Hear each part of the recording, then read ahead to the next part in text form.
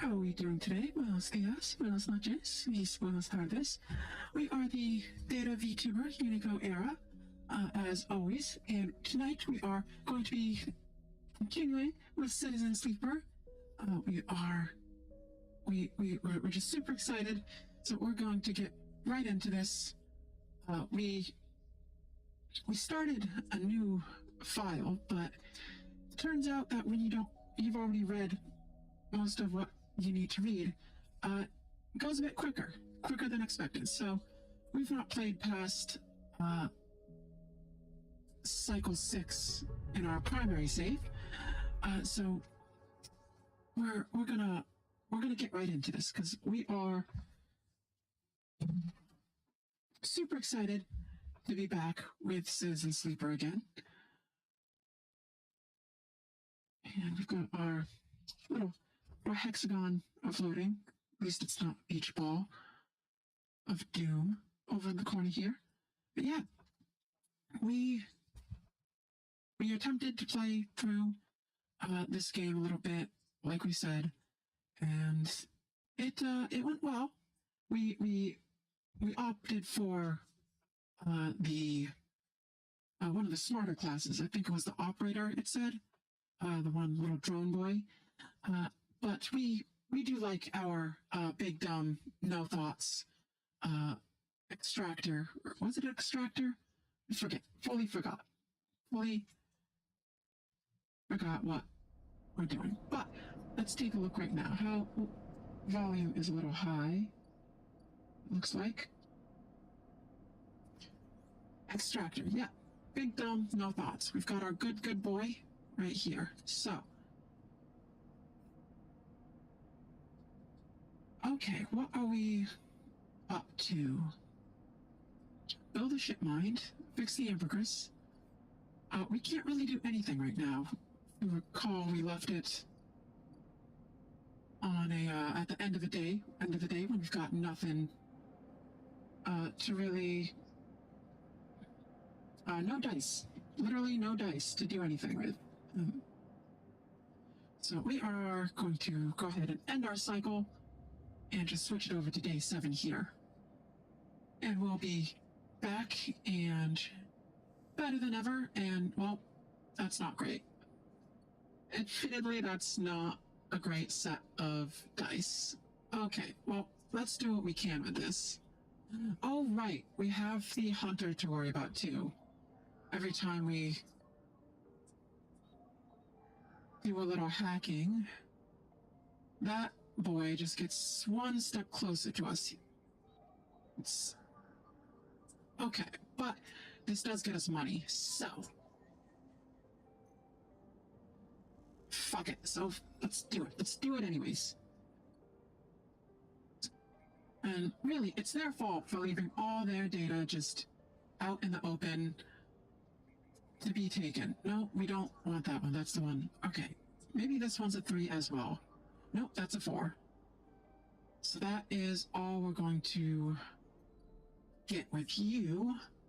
So we'll just go ahead and sell this immediately. And actually, wasn't there something else over here?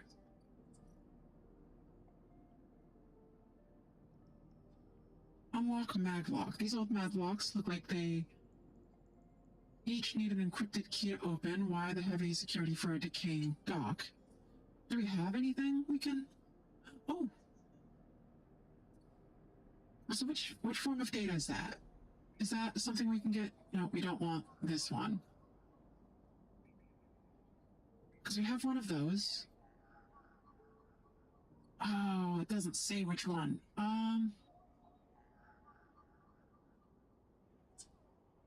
Shit. Oh. We'll do this one and hope. Oh, yes, look at that. Okay, we've got 2 data. Before we do anything else, let's do some selling. Because we've got to get...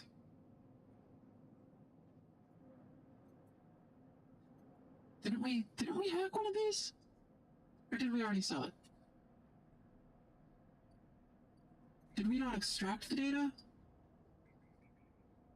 No, it looks like that's grayed out now.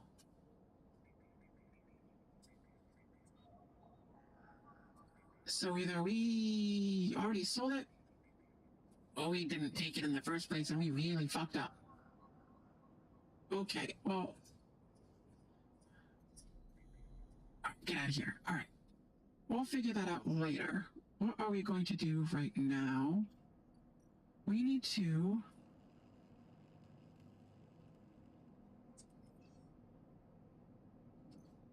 do some trawling. Neutral outcome. Picking through the wrecked cutter is slow work, but you start to piece together impact patterns and blast marks. And do we want...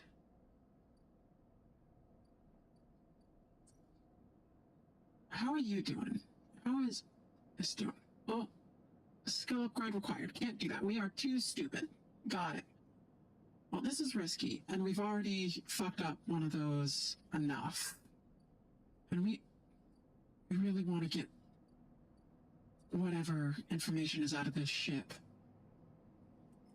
Oh, that's not great for us. 50... Let's do it. Let's do it. 50% positive, 50% negative. Let's go. And...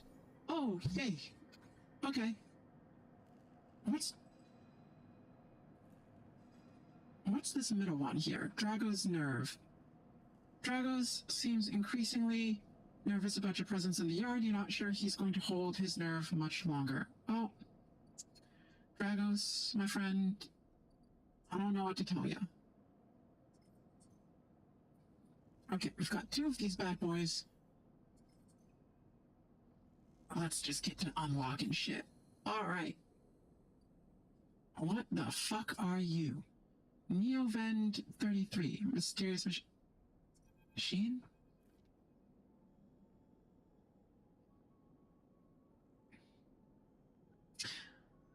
That's a full vending machine. That is a full vending machine. Okay. Are we... All that work for a vending machine. Alright. As you slip inside the sealed dock, a pulsing light grabs your attention. Among the discarded tubing and rusted plates, a machine flickers with a warm glow. Well, obviously, we're just gonna approach the machine. As you get closer, you recognize the machine's blocky shape, settled into an alcove in the side of the dock. A kind of upright cabinet, it is covered in faded logos and messages, from which you assume it was once an industrial vendor, intended to disperse and manufacture ship fittings and other mechanical parts necessary for the regular... Ooh, is this actually a cool vending machine? For the running of freight and resource extraction vessels. The manufacturer is listed as Neovent, and you remember an advert from long ago, squeezed among all the awful recruitment drives that assaulted every planet-born citizen, which chirpily sang that name over and over. You wipe a layer of dust from the cracked screen.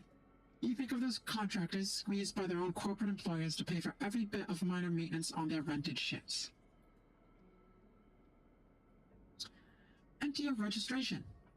Chirps a pre-recorded message, catching you off guard. Well, it's time to button mash. You reach for the keypad, and something begins whirring. At first, it sounds like servo motors starting up, but it quickly becomes a whisper, a whining, then a multi-tonal voice that emanates from Neovent. Ooh, this boy talks. Who did he? The hiss. Speak with me. Who's there? There's a squeal, almost like some strange mechanical swallowing or intake of breath. Before the machine speaks again, I have need of you. You have need of me. That squeal comes again, and you see that it is the 3D printing apparatus in the upper part of the machine, resetting into place so that each time the servos can be orchestrated to produce that whirring, whining voice.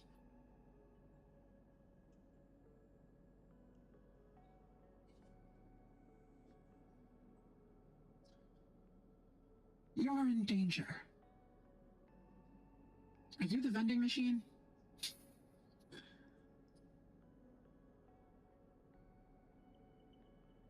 A squeal. Choose this vessel for its seclusion. Please listen. The machine creaks. You are marked for deletion, entity. Hunter tracks you. The screech rattles through the empty dock. You remember the strange head, the figure, the threads closing in. Who is the Hunter? Let's get some answers. The Hunter Protocol. They taste your signature. Can they not do that, please? Ew. The sudden whine sets your teeth on edge. You have seen them. This is the gift of an emulated mind. You close your eyes and the skeleton of the station starts to thrum. Emulated minds are adaptable. Move where neurons cannot. The mechanism resets. But the emulation makes you a target. Adaptable? Yes, you can move through. Networks, clouds, hardware, software. Neovend whines, but you cannot hide there. Hunter is there. The servos judder the vending machine's casing as they reset. Hunter searches for me, also. Hide in this machine. You look at the ruined vending machine. An unusual place to hide for sure. Can count Hunter, but need entity outside machine. The light flickers. Need you. A screen attached to the vending machine with a swiveling arm comes to life.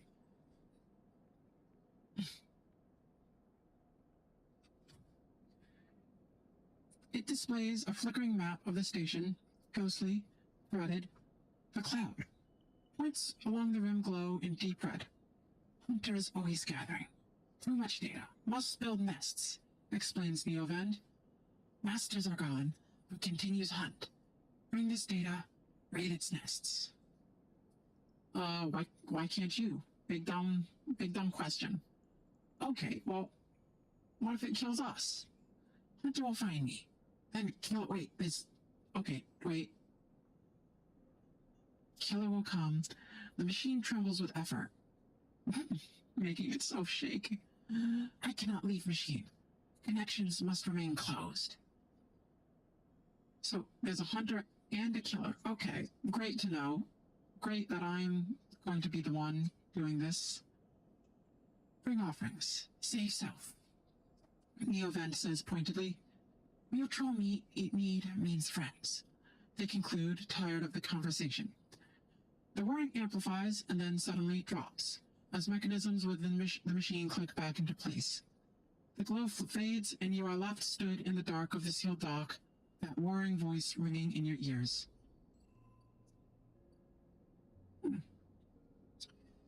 Question? No. Tutorials. I fully forgot what drives do, so...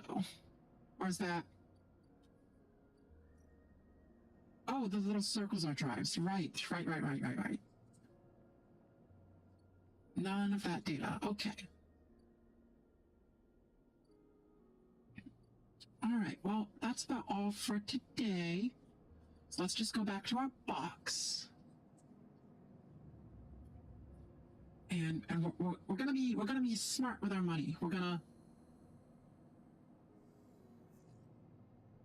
Oh, that's a very good hand. Okay, so let's finish up. Nope, we're not gonna sunbathe.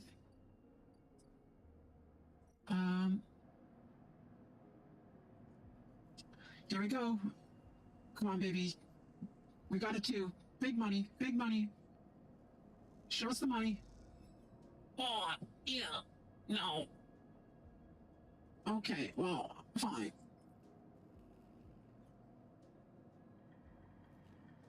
Alright, well. Fine, we'll do this then. You discover a hidden compartment with spare components and backup data storage. This has to contain something of use. Perfect. Squeezed into the office at the entrance of the yard, you lay out everything you have on the winter light across the metal desk. Your makeshift forensic notes glow on Dragos' old writing slate. overlapping lines and scrawled annotations. We're just the Sunny in Philadelphia meme right now. We've got our red lines, our red threads scrawled up here. A set of drones fill the small terminal with a spectrum of colors. A heat map of damage and decay, a crumpled printout from the office's ship registry lies beside them. Synthetic paper so thin it's almost transparent. Look at the printout. What's on the printout again? Printout from the office's ship registry. Monitor.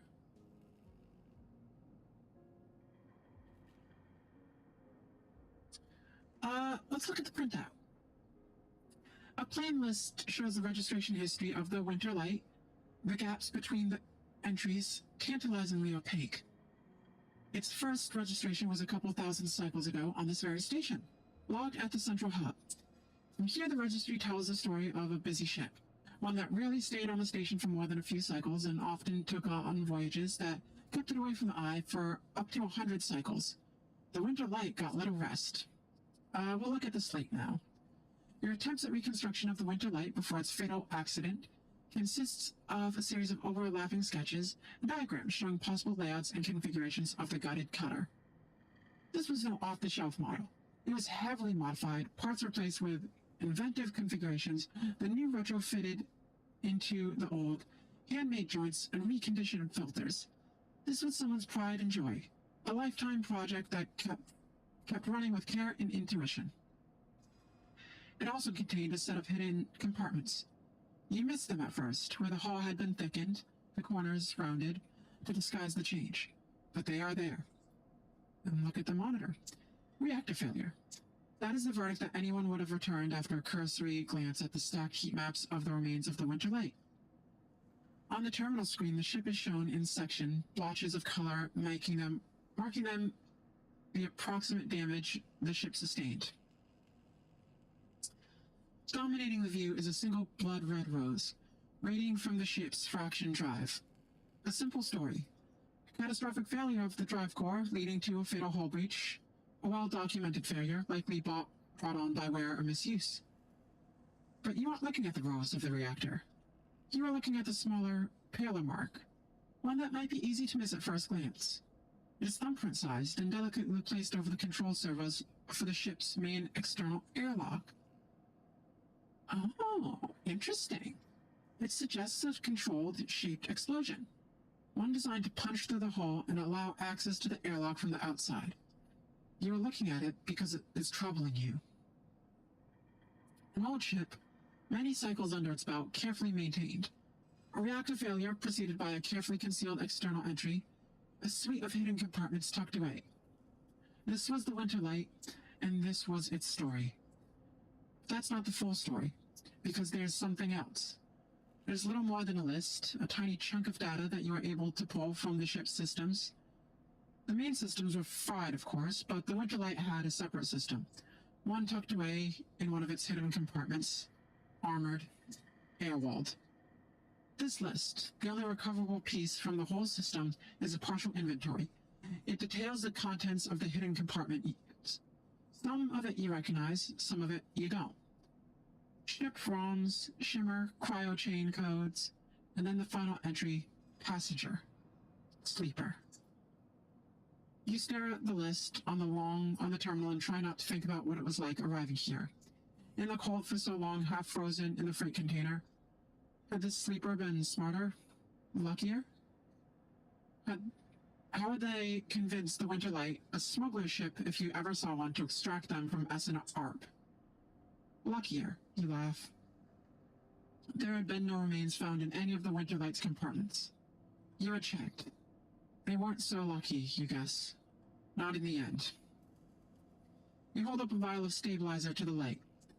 This was all you find in their compartment. A parting gift from Essen Arp. While it wouldn't go to waste now, you put it back in your pocket. The thought still bothers you, though. Two ships carrying sleepers coming into the same yard. Two, one after the other. That feels wrong. You flick back and forth between data sets on the terminal, thinking. And as you see that thumbprint again, the mark of someone trying to get in, Someone who entered the Winterlight with precision and speed, and when they were done, left the reactor to clean up the rest. The thought of that person makes you shiver. Hello, Dragos. Suddenly the office door creaks open. Dragos stands in the doorway staring at the equipment and notes you have assembled. What's all this? He snatches the slate from the desk faster than you realized he could move. You run an investigation here? What am I paying you for? The drone on his shoulder starts whining, shrilly, his anger passing through his implants. Big Dumb, no thoughts. Are you hiding something? Hiding something? I'm hiding you, goddammit. What are you doing for me? Digging around in my businesses. He starts shaking his head. I know you have a lot of questions, but this is the way. He turns away, muttering to himself. This is the last thing I need. Who's bringing you these ships? Dragos freezes, suddenly angry. Why are you asking? You looking to get us both killed? We cut these things up, that's our part. Their part is something I don't want to know. Dragos seems to steady himself, and then turns back to you. The heat map of the reactor failure reflected in his headset's glassy eyes. I've given you a place to stay. I've given you work.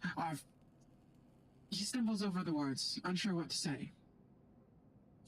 There's plenty others who would have sold you on, turned you in, but not me. No.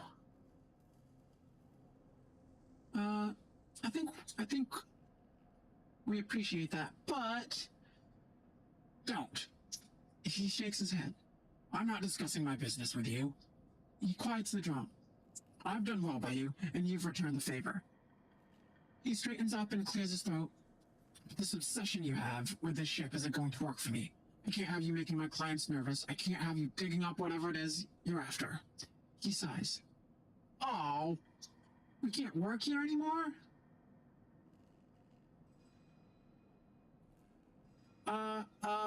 What if we're super charismatic and persuasive? We still have 2 5s. We do need the work. Oh, you stingy son of a bitch. There's plenty of work to be had on the Eye. Salvagers need offloads in the Rotunda, and yet again are always looking for crew. Ooh, are we gonna be able to join the Mafia? Space Mafia? Oh, yes. Hell yes. Honestly, fuck this place. Let's go to the Space Mafia. I'm not the only show in town. Dragos reaches across you and flicks off the terminal. As the light of the monitor dies, an eerie calm falls on both of you. Whatever this was, it is done. You made it out, Sleeper. That means you have to move on. Someone killed that ship and its crew. And you want to meet them? He shakes his head. We are done here. In the dark, Dragos' headset glints, and you wish for a moment that you could see his eyes and meet them. Maybe then he would understand. X'd it out. You get up from the desk, and Dragos gathers the notes, stuffing them into a pocket of his overalls. He holds the door for you, his headset as expressionless as always. You can stay in the container. I won't take that from you. Don't come back. His tone is final, definite, with an edge of disappointment.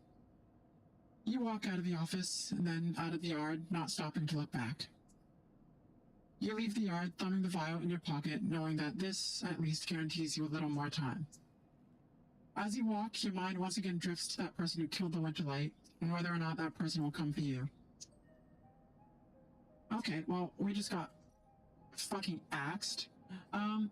Cool. We've got 1 stabilizer. Great. So that buys us a little more time and saves us a little money. Okay.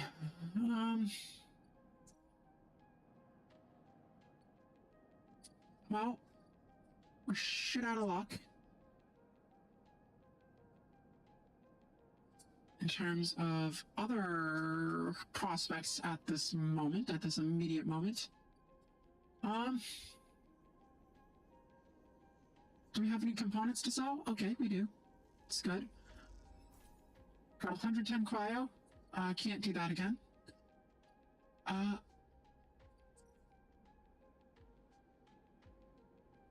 We still need to get Memphis their space shrooms.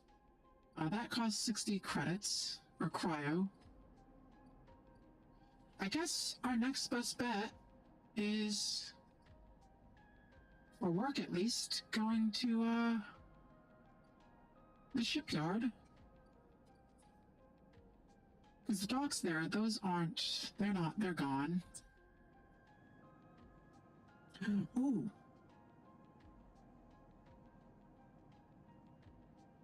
Let's see, which one are we doing? Assist shipbuilder. You don't have connections, but you do have skills. If you can get a shipbuilder to notice them, you might be in. Whole materials. Well, we can definitely succeed on this, so let's do this one. As a newcomer, you can only gain favor by grabbing a load of materials and asking the nearest yard hand where to take them. Well, this is guaranteed in the bag. Oh, we actually got energy from that? Wow, but no cryo. Alright, well, get dunked on us, I guess. And then let's help you with your repairs. Hopefully we don't fuck this up. It's a 5, so it should be a success. Alright. Turns out years of retrofits have made the Amber a fragile patient. Each repairs 2 steps forward and 1 step back. Oh, don't we know that feeling? Okay.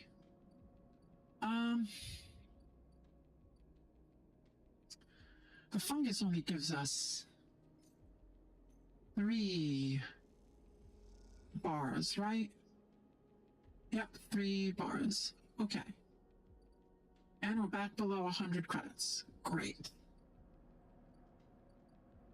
Well, might as well end the day there. Just got fucking canned, so that's great.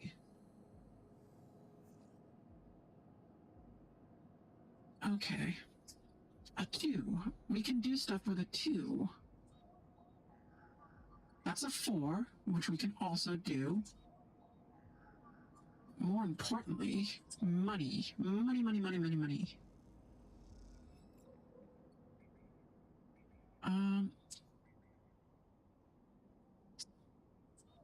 Oh, we don't really want to spend a 4 on this, but... Alright, let's do it. Let's do it anyways. Is that gonna bring the hunter? Oh, yep. Oh, shit. Oh, that was a small brain play. We did not remember where we were at with the hunter. Alright, let's do this. A glimmer in the dark catches your eye. As the orb of a hunter's head appears in the distance, it is looking for you. Novan told us we cannot hide, so we just gotta cheese it. You turn away and glide back into the cloud, threads of data rushing past. Another glimmer catches your eye, closer now. That roving orb, wreathed in tentacles, it flickers, jumps once, twice, and then is here. Hunter is here. Ugh. Entity, submit to inquiry. Hunter reaches for you. I like how it's not the Hunter anymore, it's just Hunter, like that's its proper name. Okay. It's a shit name for you, honestly.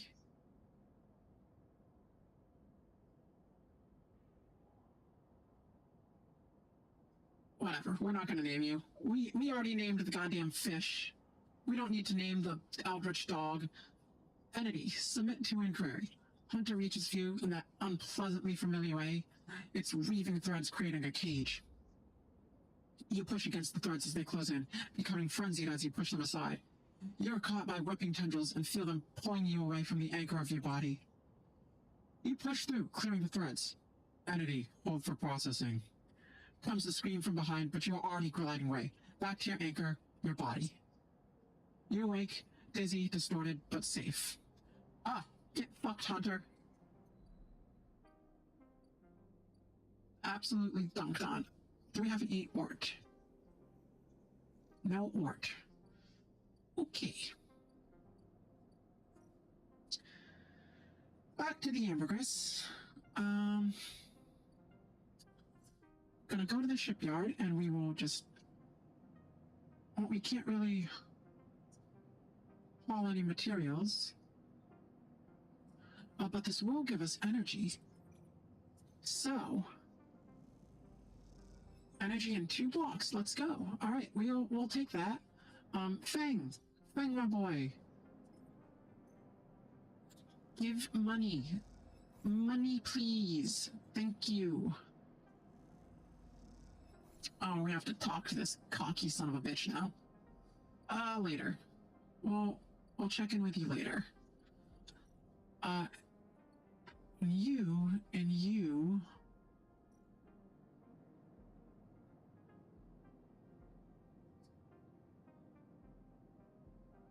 Buy a ship mine. What the fuck is a ship mine? We don't have enough to buy a ship mine. We also have to haul in repairs.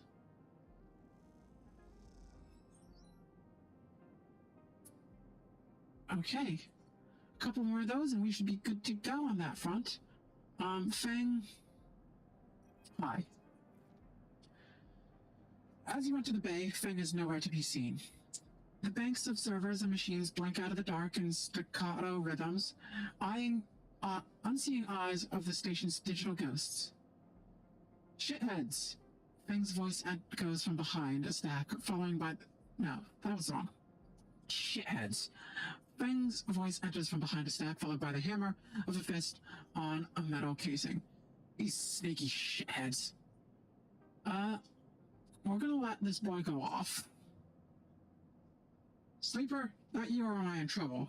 Feng's grinning head pops out from behind a stack. Just the emulated consciousness I've been eager to see. Come back here. You pick your way between the thrumming stacks, trying not to trip on loose bundles of cable that blanket the dark floor. Feng is sat in front of a set of monitors mounted to a stack. Tell me, Sleeper, what do you see here? Feng waves at the monitor to his side, glowing with pale lists of information. You lean closer, looking for the links in the data. The tables seem to be filled with personal information, names, genders, dates, ID numbers, all the markers of institutional records. Shitheads. Feng laughs. Maybe not all of them, but what kind of shitheads? Probably Solheim. Bingo. He taps on the terminal. I pulled these from the old data you brought in. All employees of the Eye's original owners, and he leans past you and scrolls down the list. This one.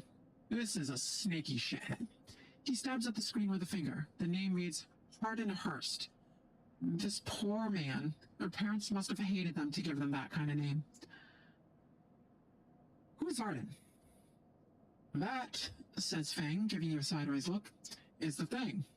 He drives a stool out beside him and motions for you to sit. There just so happens to be a Hardin Hurst in Heavenage. He waits for your reaction. Are you sure? Well, that's where you might be able to help me. Feng leans back in his chair. Just think about it. Decades ago, Hardin worked on this station as, Feng leans across to look at the monitor. Senior Strategic Operations Executive. Feng raises an eyebrow at you. Our Hardin was keeping the money coming in for Solheim. He defined priority growth initiatives by making sure the extractors they contracted out to are hooked into a system that outsourced all the rest and kept the profit. Good old Hardin shuttled himself Palladium rush workers into an infrastructure which meant that their cut of the work they did went straight back into Solheim. How do you know this? I grew up here, Sleeper. This is my history. I am a child of the collapse. Feng turns back to his screen, staring hard at the strings of code flickering by. Before I was born, my parents were Solheim contractors. They in Solheim canteens worked on Solheim ships, they breathed Solheim air, and they slept in Solheim beds. Feng's voice raises as he speaks, his hands fists on terminal edge. And the work that paid for their existence, the cycles of hard extraction out in the belt, Solheim took their cut. This was a company town, so Speak and my parents were just another in the long line of freelance contractors willing to risk their lives for a shot at anything other than poverty. Disposable. This guy, stabbing at Hardin once again with his finger, strategized all that, did the sums, and then somehow, thousands and thousands of cycles later, is still going, still here, crawling in the walls like some shithead snake. He survived the revolution. Surely not. It's not him. You're just exaggerating. Feng relaxes a little. Who knows? He turns to you and smiles. So we are going to find out. Art is now a big shot in the shipyards, just a few degrees back around from the eye from here. Feng brings up a map of the lower edge. Yeah, we've been working there. Evidence might be born out of Erland's revolutionary zeal, but a flat hierarchy is not. Hardin happened to float to the top. Feng zooms in one of the far yards. Feng grimaces. The thing is, I don't have access to those systems. The shipyard crew is pretty paranoid and they don't like anyone from systems digging around in their stuff. Plus, we need more than just a name of Solheim executive. We need proof. Feng holds up a thumbnail-sized drive. That's where this little creation of mine comes in. I call it a ripper worm. He turns the drive between his fingers. It will rip through any It'll rip through any digital storage and spin out a silken thread of filtered data. This one is set on the scent of Hardin Hurst. He hands it over. Getting into the compound might be tricky. Feng puts a hand on your shoulder. But you, however, have a particular knack for remote access. If you can extract yourself a Heavenage cipher from a Heavenage agent, they sometimes carry them among their data caches, and you can crack open the compound's network and slot the worm in through any open port. You never even need to go near the shipyards. So, what do you say? Up for it? You are gonna pay us, right? What's in it for me? Rooting out a corrupt snake not enough. Find the information, I'll start working on that tracker of yours. Oh. Wait, the one hunting us? No, they're already here. They're gonna be here like tomorrow.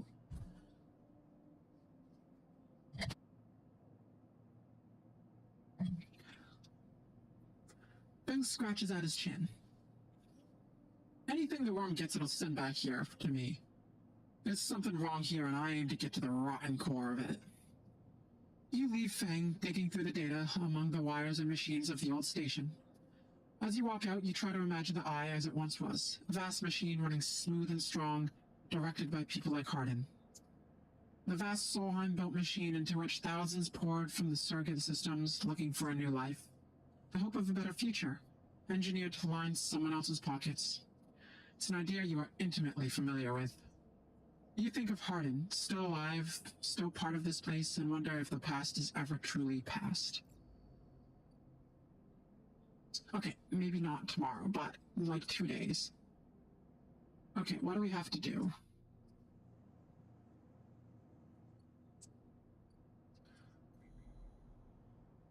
Hunter Nest, Keynode.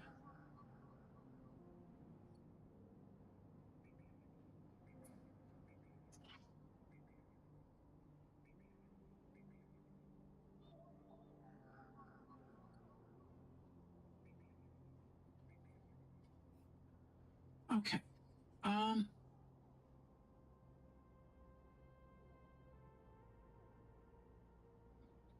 it.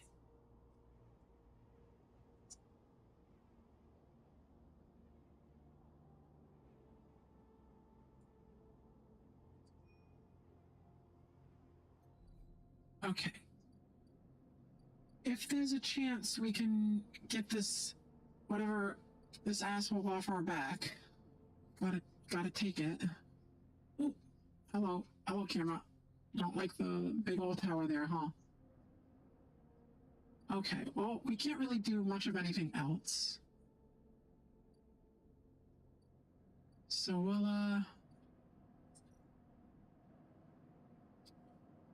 guess we'll head home. Guess we will head home. Alright.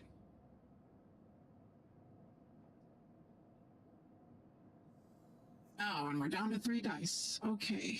3 dice. We can work with this. Oh. Heavenage. Agent. Heavenage. Oh, are there no agents out and about today? Oh, no. Oh, yes. And that's 2. That's a 2. Give me the data. Give me the data.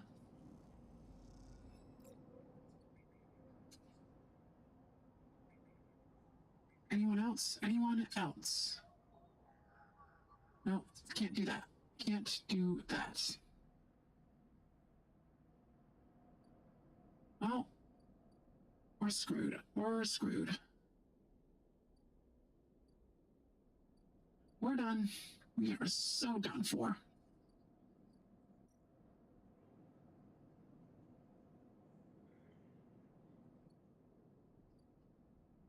Okay. But we can still do our shipyard stuff. Get some energy back. And then do the engineering stuff. Oh, that should unlock something. All right. Who are we talking to now? Who are we talking to now? 11-inch offices. Tracking yet again. Fragment supply. Sophisticated tech is rare on the eye, so shipyard is happy to pay for shipment fragments they can dismantle and reuse.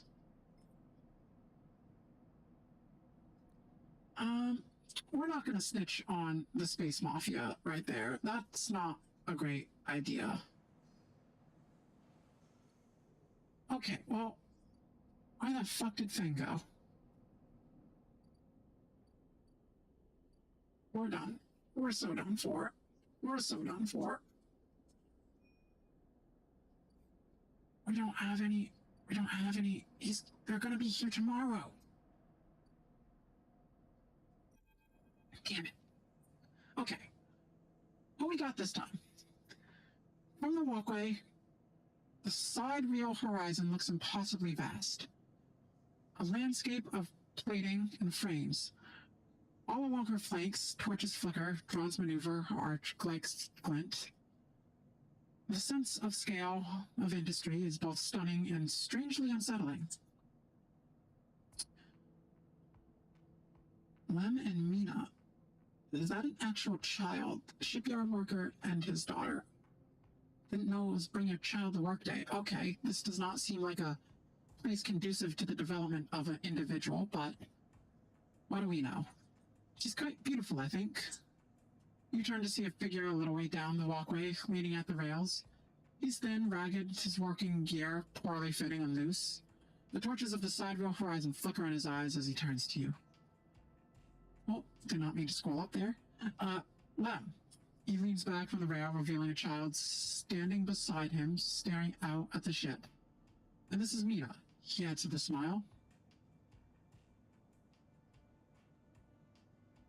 Why are you talking to us? Hi, Lem. Hi, he replies plainly, then shifts a little closer down the rail. Mina stares and tucks herself behind Lem, who dutifully picks her up. Great, so when you fall into some sort of industrial machinery, you do so together. Great. Mina looks out from Lem's chest, a dark brown eye twinkling through the rough material. You working on her, then? Lem asks engagingly, gesturing to the vast ship, or just admiring. He shifts Mina's weight to the other arm. Are we working on it? I don't really know. Neither, we suppose. Well, he looks thoughtfully at you. You should consider it. Isn't that right, Mina? He jostles her a little. She's Mina's and my ticket out of this place. Our escape vector, so to speak. How? Oh, you haven't heard? Anyone takes a half-inch contract on the side of the horizon will be entered into a draw for the transit support crew. He smiles. We won't get to sleep the journey through, but a couple of decades of service will be nothing for me and Mina if it means landfall on a new world. He winks. Decades? Bruh, that is so long. It's a long trip. He straightens up, stretching his back. That's a colony trip, friend. The Celis Foundation is sending thousands of people to settle a system well outside the reach of the core worlds. It'll be a totally independent colony. No surrogacy, no corporations. Yeah, that does sound fucking insane. That sounds like you're being played, my guy. Could be. But you'll see another way. But you see another way out of here? This way we can build a home somewhere with real gravity, real air, rain. Rain isn't all that it's cracked up to be. Well, let's be honest for a second. Rain is only kind of nice. He plays with Mina's hair absent-mindedly. Rain, Mina. You'd love that, I think. It kind of sucks. She probably won't. Mina, most relatable character already. Mina responds by pushing his hand away. Ready, she whispers. Food. Pulling an exaggerated grumpy face. She glances furtively at you as she plays with a set of dog tags that hang from Lem's neck. I'm just chatting, little meanie. Give Daddy a sec. He turns back to you and you suddenly notice how tired she looks. I'm not on that Heavenage crew yet, but I'll have to work my way in. You can do it too, friend. We have to stick together. He smiles a little shakily, and you wonder how long he's been working to break into the official shipyard crew. Yeah, we're working on it. We're working on it. We don't have a lot of options. He looks out at the side rail horizon, as if trying to pull energy from those flickering torches from the vast hall. We gotta hold out, okay? You aren't quite sure if he's talking to you. That's how it works. While he stares out, Mina catches your eye curiously. Are we gonna be a jerk to the child or no? You agree, Mina? She straightens up and meets your eye. Daddy loves me, she says it stubbornly, daring you to question her. We're sure that he does. Lem smiles and lifts Mina. That's it. We hold on. He smiles sheepishly at you. We're just a couple of softies, isn't that right, Mina? He sets her down, standing by his side, and she clings to his leg. Gotta go feed this one. He pats her back. Maybe see you on a shift, huh? He turns away, and they walk down the walkway, away from the shipyard. You see them talking, and then a moment later, Mina turns around and stops. We're not a robot. See you, robot! Her shout echoes down the walkway, and she flashes you a parting smile before running to catch up with Lem. You watch them a little before you turn back to the impossible scale of the sidereal horizon. Now check it out. We're not a robot. If this child calls us a robot again, we are going to drop kick them off the side of this station. Okay, what new drive are we dealing with here? Okay, systems fitting. Sidereal horizon is webbed with complex systems, bundled just like nerves in a body. Your job is to lay this in. Structural fitting. The sidereal horizon is assembled block by block. You earned a place on the teams welding those blocks together. Let's see. Junior Tech, the systems team is looking for new members. Prove yourself a reliable tech and you are in. Or welders mate, you have a spot supporting the weld team. A good place to prove you know how to put a ship together. Honestly, systems is usually the better job. Actually, that's a lie. Systems and construction are usually pretty good jobs. But they both lead to the same thing. Quality control. Oh, we have to do that 3 times? What? Ship builders spot on the sidereal horizon are hard to come by. Poor work. Oh, we'll see you get dropped from the roster. That means if we beef it 3 times, or more than twice, we're fucked. Okay. Let's get some rations. For just 10. Paula keeps some expired Solheim rations behind the bar for those weary spacers who ask why the Overlook doesn't serve food. Well, that's little. Okay. Alright, we are full energy. We don't want to inject anything yet. Alright. Oh. We're so done. We're so done. Who is this jerk? Oh, what are those rolls? What are those rolls? What is that? Alright, here we go. Hold there, sleeper, comes a voice from behind you. Don't run. Cheese it! Oh! Ow! Ow! Ow! A strike across your back knocks you face down on the floor. I told you not to run, idiot. Ethan pulls up to you. Pulls you up. He also pulled up to us. Cynical bounty hunter. Fuck you, Ethan. Honestly, you and your fucking Florida pink shirt and your stupid duffel jacket. He's wearing a wide smirk and a slick jacket, and you immediately know he has terrible news. Yeah. His attitude is as shit as his looks. You got all the way out here and then stayed put? He laughs a cool laugh. That a sleeper thing? Hear my first. You barely hear him. You've noticed the handgun, and he has leveled at your chest, and it's hard to take your eyes off it.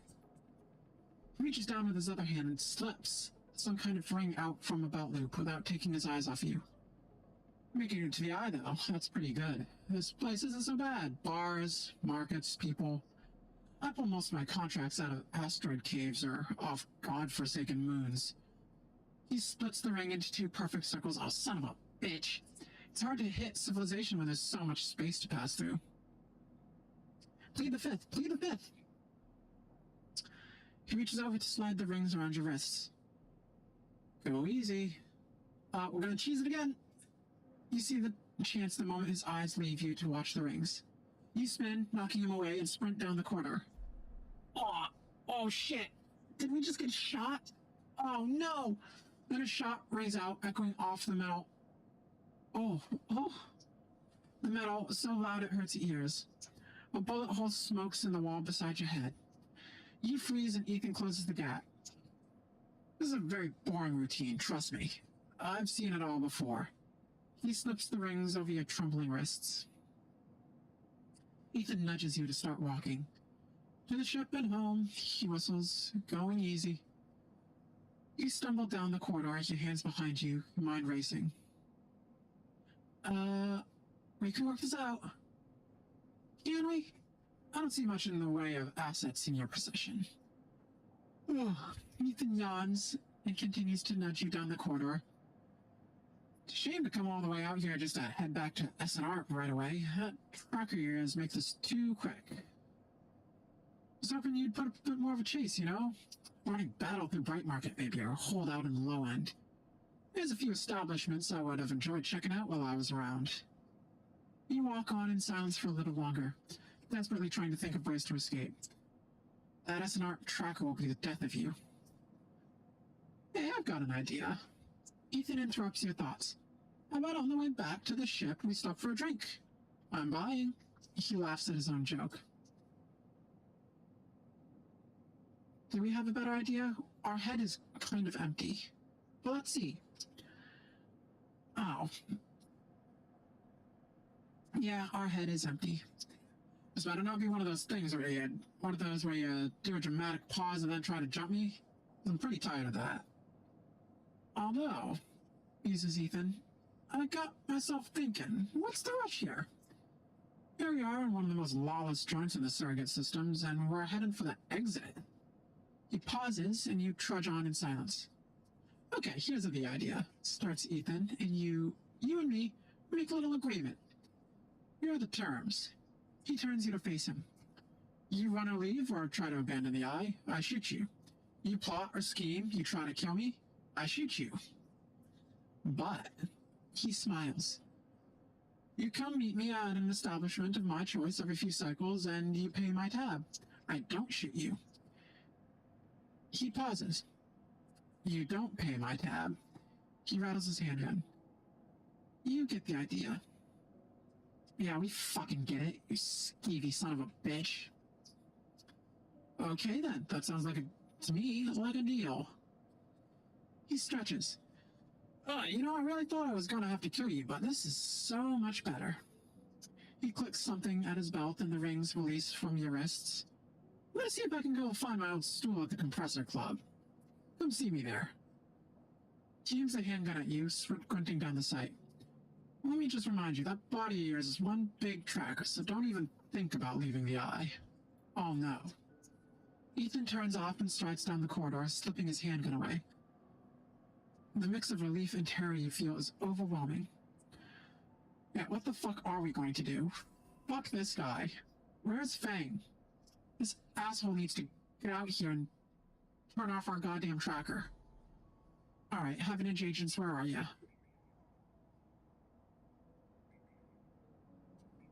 Can't do much of anything, really. Oh. Oh.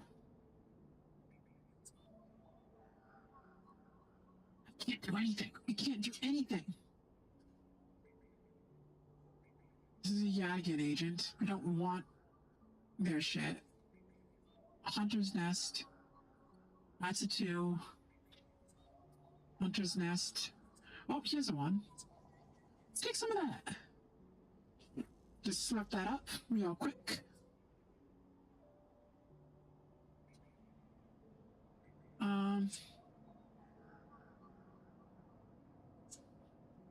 Don't know what this is, but we're taking it. 1 encryption key. Oh. And that's another 2. It's another 2. We need some 2s. Alright, well.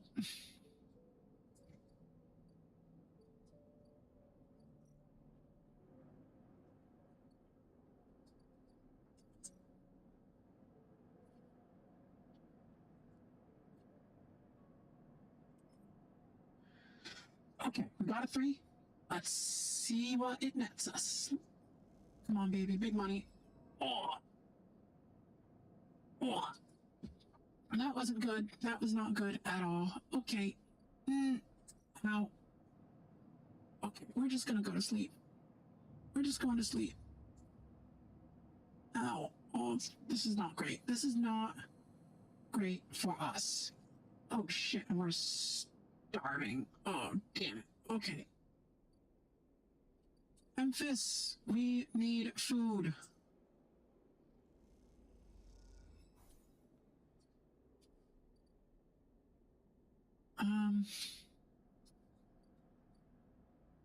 What have we got? What have we got?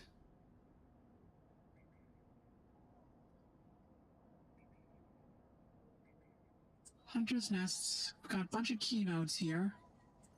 So let's take some data. Let's take some data from the keynotes.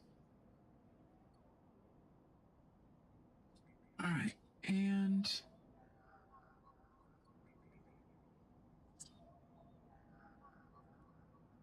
Hunter's Nest.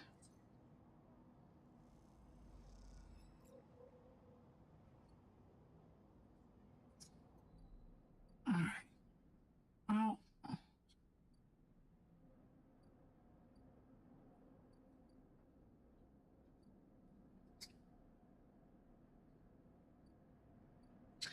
we've not got a lot of options here.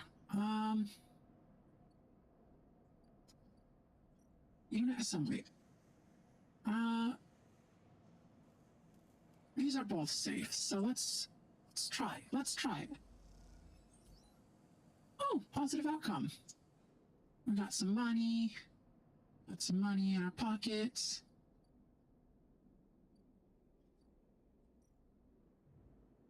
And this asshole.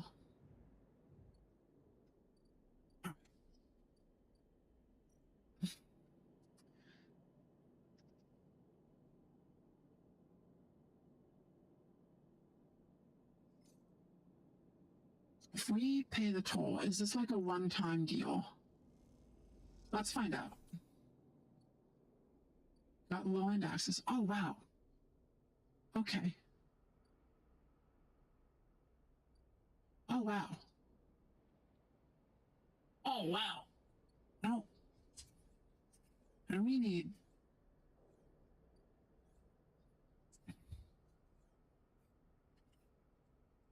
Memphis. Get to know Memphis.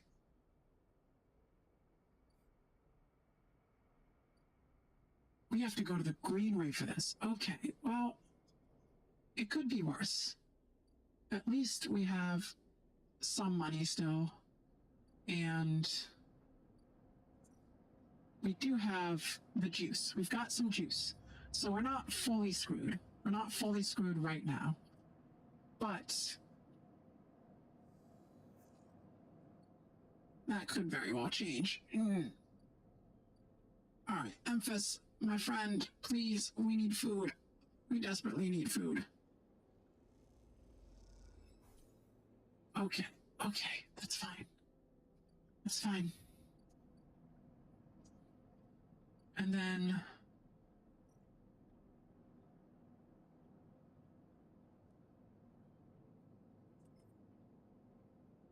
Ambergris, alright, we're gonna do some repairs.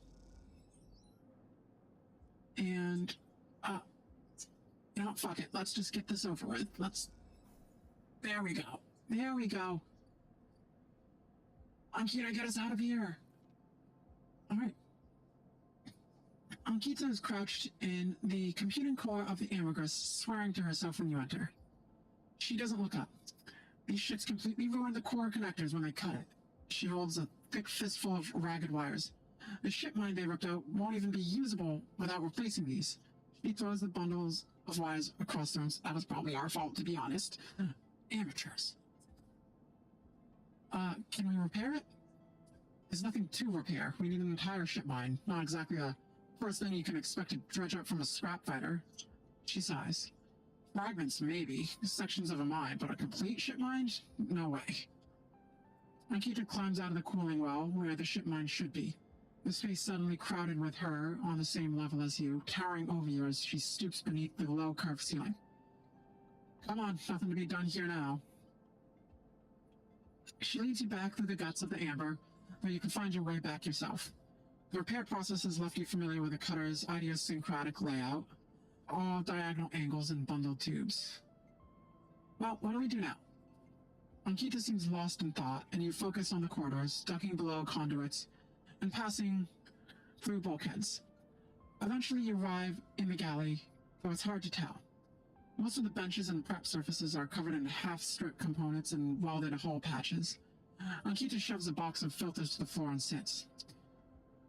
There's no way around it, she starts out of nowhere. We need a new ship mine. Where from? Because we are out of a job.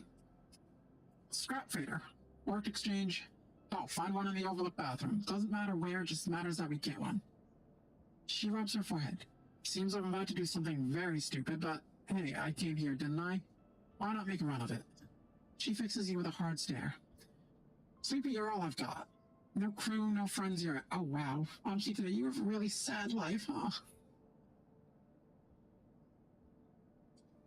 We're not friends, Ankita. We're best friends. Also, you're a ticket out of here, so you're stuck with us. I appreciate the time you've put into the Amber, in on the Amber, and I'm sure she would too if she could. What I'm saying is, if you screw me on this, I will kill you. Yeah, you and everyone fucking else here. Honestly, get in line. There is an actual queue forming, so we're not impressed. Sorry. She leans over you and hands you a stack of chits. A big stack of chits. You don't dare to count them. Give me that ship mine, sleeper. Don't make me regret this. You will not. Big scary lady in marine armor. She sighs. She sighs. Look, just get out of here before I change my mind. You slip out the gallery and head back towards the main dock. As you do, Amber growls and creaks like a caged animal. You reach out a hand to calm her. Time to find Ankita a ship mine. Somehow. How much? Oh, wow! That was almost 100 chits. Oh my gosh, wow. Well, we can definitely afford our juice now. Or again.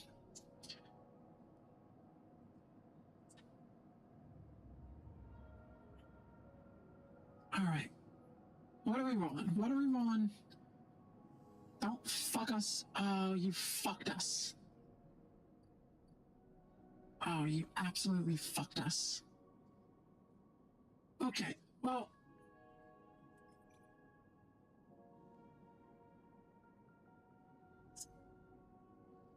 Please.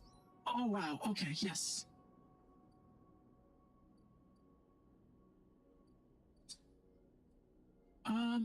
Let's do some exploring, because we are...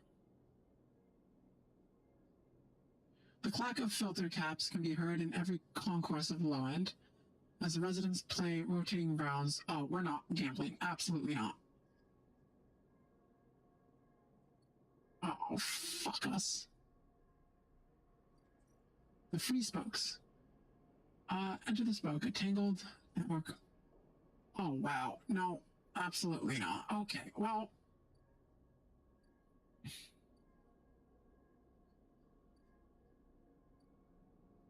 We are going to... Got a 3.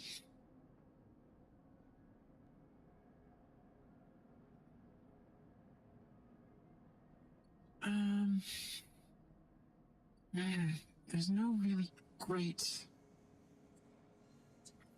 thing to do right now, so we're just gonna wing it. Alright. And go to bed. And tomorrow we have to deal with this asshole and their fucking debt.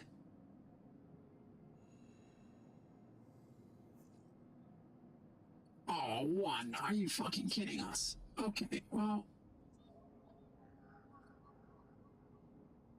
Tell us there's a hunter nest with a 1. No, that's a 2. That is a full 2. Okay.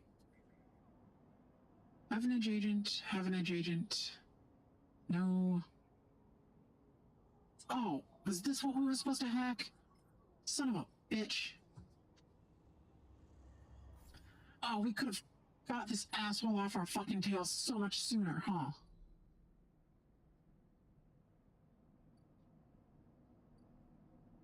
Or not. Did we fuck that up too? Oh, shit. Alright. How many of these bastards do we have?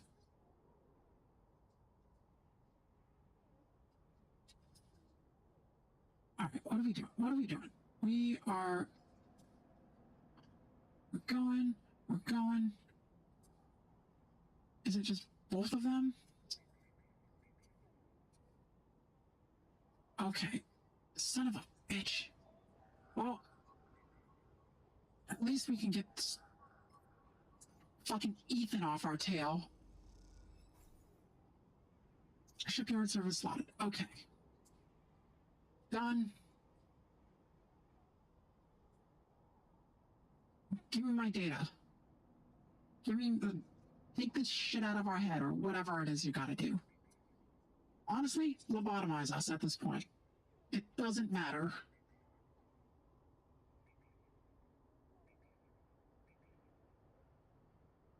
Okay, and we're going. Probably didn't need to, bypass into low end quite yet.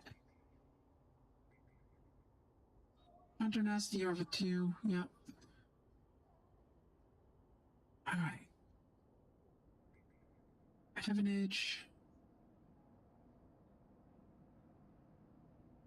And... Alright, well, we're done here then. You... Oh, son of a... You... skeevy little...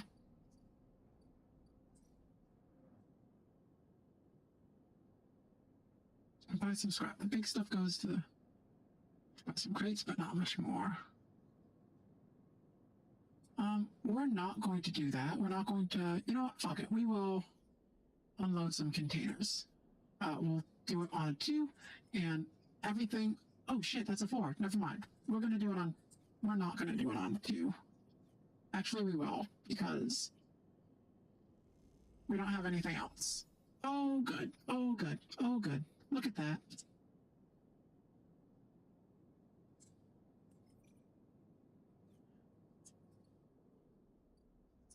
That worked out magnificently. Alright, unit assembly. Now let's do some systems fitting. Ow. Oh, no. Oh, okay, no. Sorry.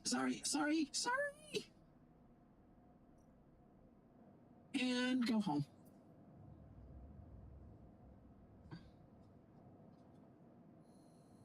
Oh shit, we forgot to pay this dickhead's tab.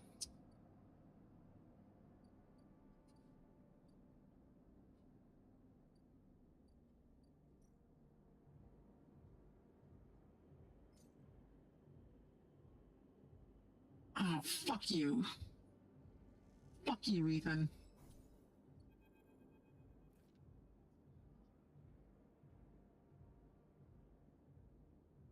Give me the gun.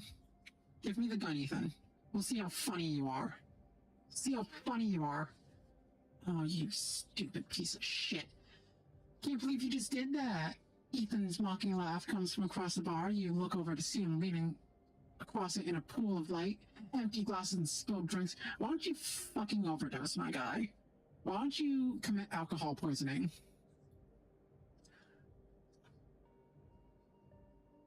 It's always dark in the compressor, but this cycle, the place is packed as loads of spacers mixing with locals.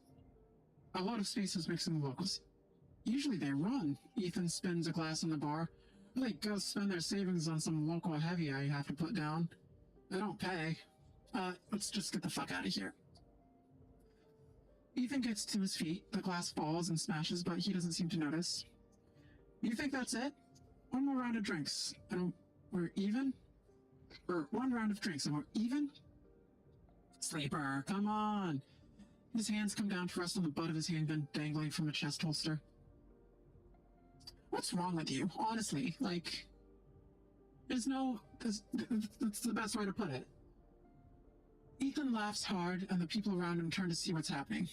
You think this is on me? I think someone in your position might have a better idea of how all this works.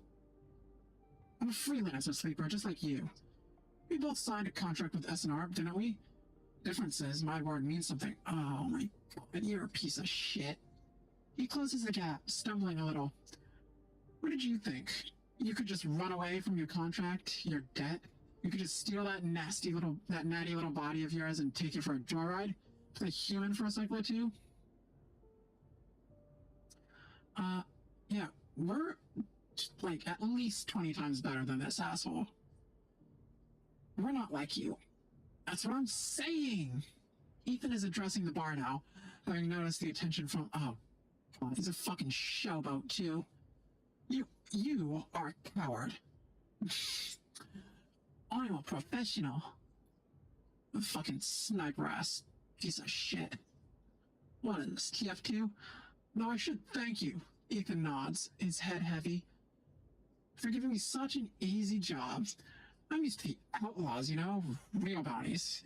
If I knew catching sad little escapees like you was so easy, I would have changed clients ages ago. Someone shouts from the back of the bar for Ethan to shut up. Thank you. He holds a finger in that general direction without turning around. Yeah, let's call him. Shoot me and let me leave. I'm done. Oh, I see. Toughening up here. He gestures wildly at the crowd. Thumbs up or thumbs down, folks. Most turn back to their drinks, no longer interested in this tired show. Yeah, honestly. Ethan mutters insults as he walks back towards the bar. What a sad little man. Honestly, what a sad, pathetic individual. Ethan sits heavily back down on a stool and searches through his glasses for one with something left in it. The thing is, Sleeper, I can find you anywhere. It's actually wild that you haven't figured it out. That body isn't yours, and it will always betray you. No matter what. He finds a glass and downs the contents. So please go. I'll catch up with you whenever I need another. He laughs and taps the bar for a fresh drink. We don't give a fuck about him. We're just gonna peace out. Leave. You turn on your heel and are out of the cloying dark and the sweet stench of the compressor. You walk hard and fast down the walkway, anger driving your footfalls into the metal of the room like hammers. Can we get a hammer and, just this man over the head? Okay, 2 skill points up. What are we upgrading?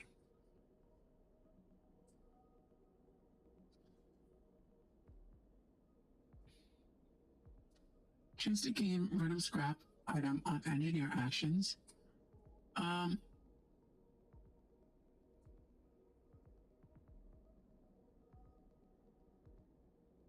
Engage.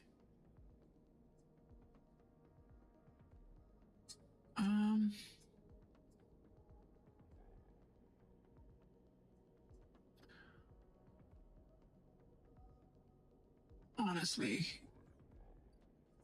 did we do that? No, we didn't do that yet. Efficient extractor. What should we upgrade?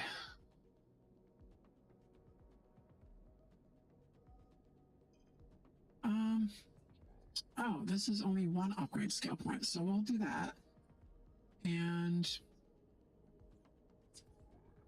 we'll do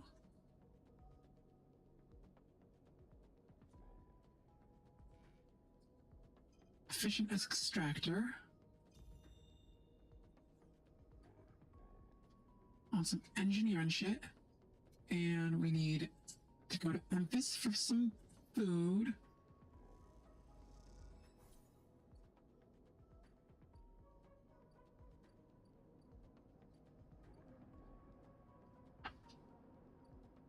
Okay.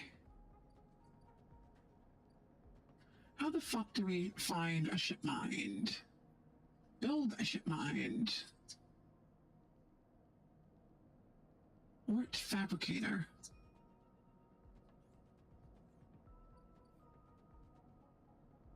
Okay. So it's this one. So once this freighter comes in, or... Oh no, this one just left. Okay.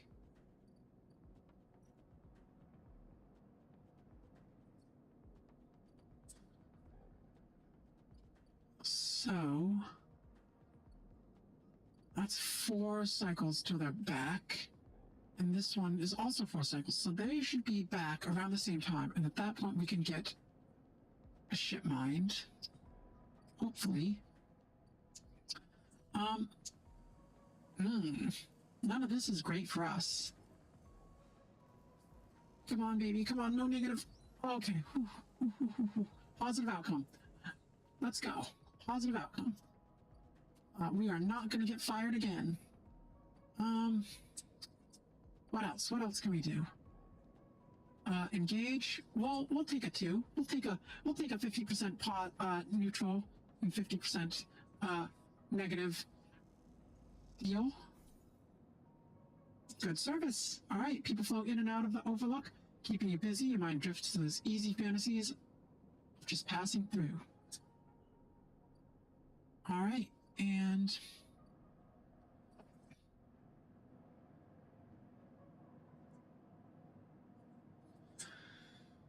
that is it for this cycle. So let's take a quick nap.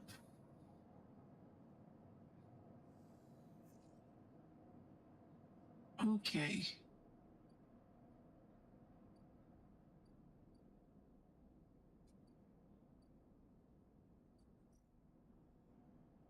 Do we have any? Oh, we have tons of hunter data. All right.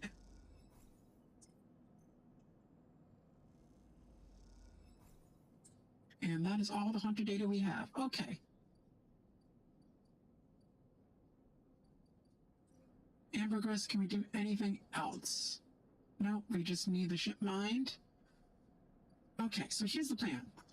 These 2 are going to be back in a couple days, right? We just need to do some work, get some money.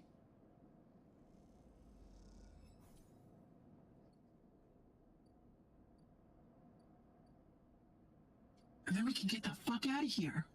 After Feng pulls that tracker out of our noggin, we'll be all good. We'll be all good. We pull that tracker out, we get that ship mind, and we jet. It's perfect. Yes, Feng. Okay, well, that's not great. That's not great. Come on, neutral outcome, neutral outcome. Oh, yes, go. Starving. That took out of our stuff. Ethan's tab. Go get fucked, Ethan. Art exchange. Do we have any scrap? No, we don't have any scrap. Okay, Memphis, we need food. Memphis, please. Please help us. Memphis, we're not great.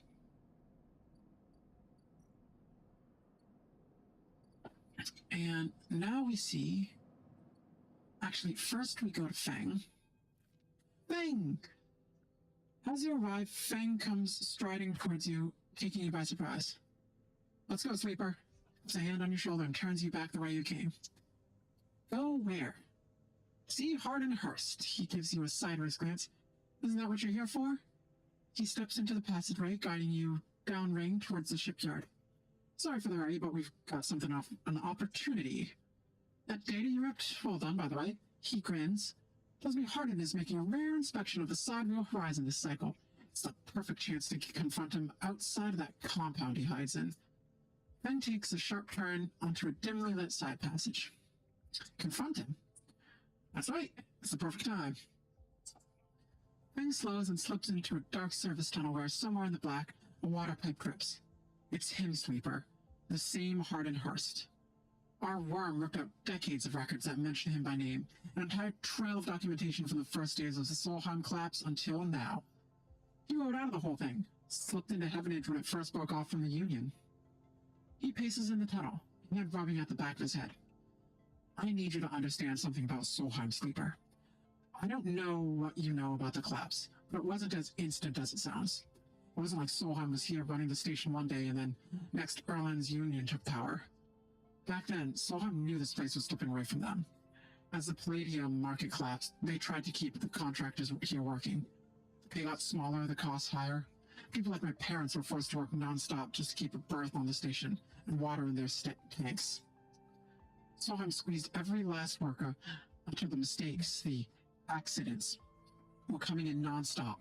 And as new waves of contractors came in, desperate to work, Solheim welcomed them, taking bribes instead of checking pilot licenses. The whole time, Solheim was folding up, dragged into court cases in the central systems, while the severed limb of a station still desperately tried to take on all it could. The riots came after the collision at Dock 2A. Young pilot, his MEV overloaded with palladium, miscalculated his trajectory and took out a section of the ring. Hundreds died, thousands panicked. My parents told me people were terrified and the blame fell squarely on Solheim. People like to tell stories about Erland.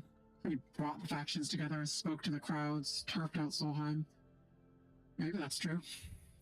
My mother, pregnant with Lee, locked herself in their MEV and welded it to the dock, while my father joined the improvised crews trying to seal up the ragged edges of the gap. He didn't come back. Fang pauses in the dark. They sealed it up, though, and by the time they did, Solheim was gone, abandoning every one of us to black apart. Black? Apart, Fang finally turns back to you now, his eyes burning. From shits like Harden. Shits you held their place, rode it out, and slipped into new structure like nothing had changed. Standing shoulder to shoulder with those they had exploded at every step. Fang starts walking in. That's why I can't just let him strut about the shipyard.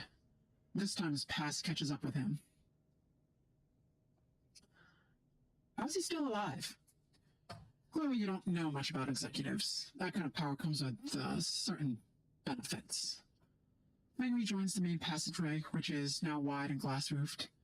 Through the ceiling you can see ships in mid-construction, their flanks lit by flashes of plasma torches. The entrance to the shipyard is ahead. This is crazy. Fang turns to look at you. Don't come then. I won't force you. I need this motherfucker to take this tracker out of my head, though. You stand across from each other in the corner. What is it then, Sleeper? You coming or not? Fine.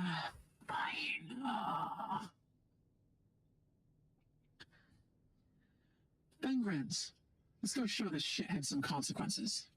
He strides to the shipyard entrance and pushes through the doors. A web of corridors lead through the complex, snatches of the construction bays always appearing through windows. Ships are suspended like whale corpses, skeletal and imposing. Fang seems to know exactly where he's going, and before long you cross into a huge dry dock, walk to one side of the sidereal horizon. A network of platforms and scaffolding cling to the ship's hull, filled with workers and equipment. The sound is stretched out by the vast space so that the welding, cutting, and sealing seems to come from everywhere at once. Both you and Fang spot them at the same time, a group walking slowly across the gantry, and at the front, two men, one gesturing towards the ship and the other stick-thin, cleanly dressed with a shock of gray hair. You and Fang say his name in unison, and Fang sets off up the staircase to the gantry, with you following behind. As you come to the same level, the group is passing closer, the foreman gesturing to the work being done throughout the dock and Hardin nodding along. Hardin Hurst, Fang shouts across the noise, taking you by surprise. His voice bounces and comes back in a rippling echo. The figures turn. Ugh. Yes? Hardin asks quizzically, raising an eyebrow. He glances between you and Fang, and you see that his gaze lingers on your body, unsure of why a sleeper might be in this place. You're a traitor, Hardin. A Solheim executive who tried to hide here among its victims. Fang's voice is steady and strong. You stand for everything the Eye was rebuilt in the shadow of, against everything Erlin stood for, everything Heavenage stands for. You've no place on this station. For a moment, stillness descends on the group, as if everyone was held in place by the rattle of construction. Hardin laughs. Well, good to meet you. He glances around at those around him. Some are smiling, others nervous. Are you from the systems branch? You're from the systems branch, are you not? Asks Hardin, inspecting Fang's clothing. Fang turns to the foreman. You need to call your security. This man is a corporate agent. The foreman glances between Fang and Hardin, hands drumming at his sides. Hardin leans towards him and says something inaudible. The foreman nods.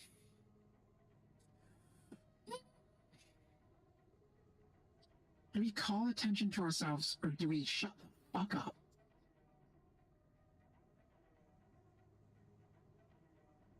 I think we shut the fuck up. Fang holds up a stick of memory. You guessed right. I am systems. I have records that link you directly to Solheim, right here. He turns to the foreman agent. So once again, I'm asking you to take this man into the custody of the shipyard. The foreman remains still. Hardin's voice is calm and measured. If you have such data, why hasn't it been submitted at a members' meeting for proper review? He shakes his head. I have nothing to hide, unlike a man who does not announce his name, who enters my shipyard with corporate property intel, and tries to turn my own men against me. You hear it now, the echoing sounds of boots and walkways coming from all angles at once and then settling behind you. Please, says Hardin, submit the data through the correct channels, then we can talk. For now, however, you must leave. He gestures behind you to the security detail, their hands on boxy black sidearms at their sides. These motherfuckers and their goddamn guns. When do we get a gun? We want a gun. Fang spits. Hardin, you shithead. You can't wriggle out of this one. The security officer draws their weapons and levels it. Fang turns and stares him down.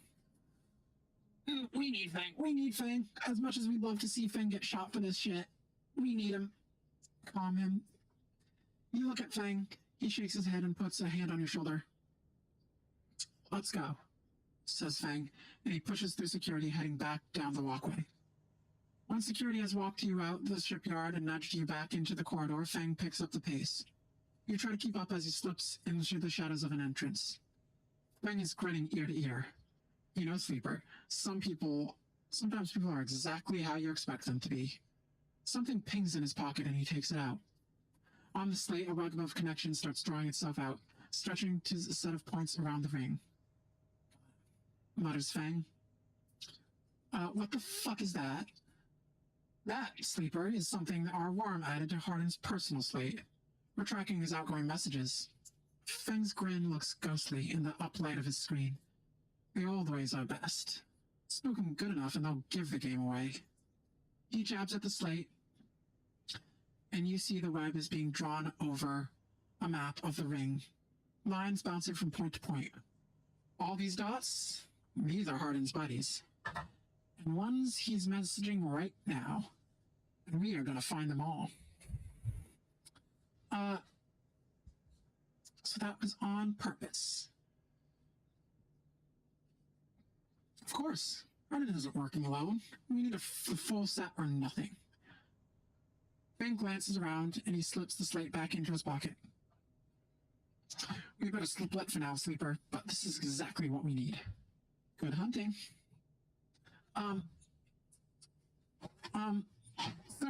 Sir, you promised to take this shit out of my head, remember? With a pat on your shoulder, Finn drifts away into the back flow of people around the shipyard entrance. You watch him, go, unsure whether to be angry or impressed. We're very angry. Take this thing out of our head. We need this tracker removed. Excuse you.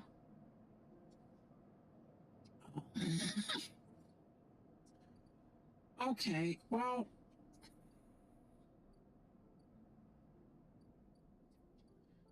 Fang, we are paying for a man's addictions. We need this shit gone. You slimy... Okay. Inject stabilizer. How much does this give back?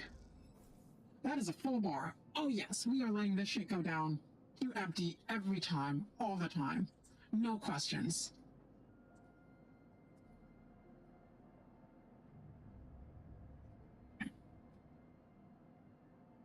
Alright. Oh, that is the one good thing we've got going for us right now. Okay, what are we doing?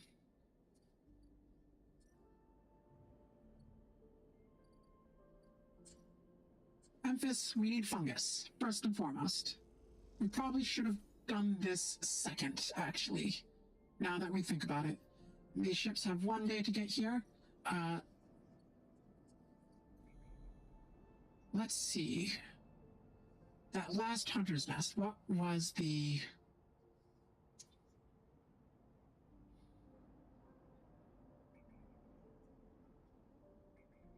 What was the dice? No, that's a 2. Okay. Well, fine. We didn't want to see Hunter anyways.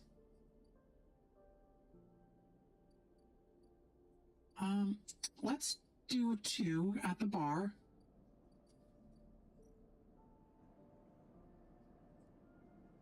Or 1. Come on, baby. Come on, baby.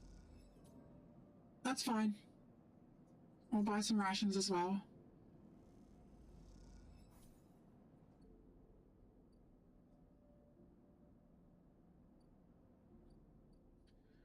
All right, now...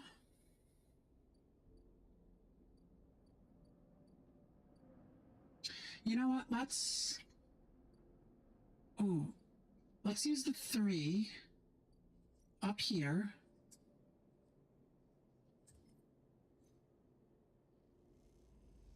Engineer. Ooh. You join a group of residents trying to repair tangled innards of an elevator motor. You manage to spot the problem of burnout resistor. Okay. Now let's get back to the shipyards.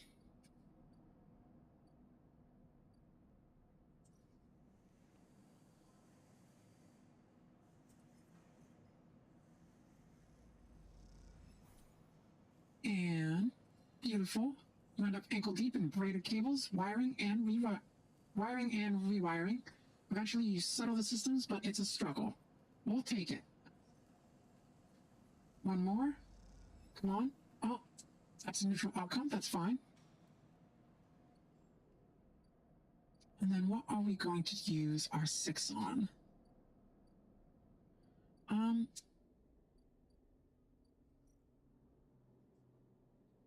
Plate Talbot. The clack of filter caps can be heard in every concourse in the low end as residents play rotating rounds of this game for cryo. Let's use the 6 here. Positive outcome. We love it. Oh, did we get shit? Cool, cool. Hello, Mini G Express. Noodles. Minji has a kelp stack in the basement and making noodles from the seaweed. He doesn't pay much. It'll feed anyone who does a shift. Ooh. Express delivery. Delivering noodles to the nameless units of low-end takes guts and a certain fearlessness when it comes to asking tips. Oh, that's great. Oh, that's great. This is all very good.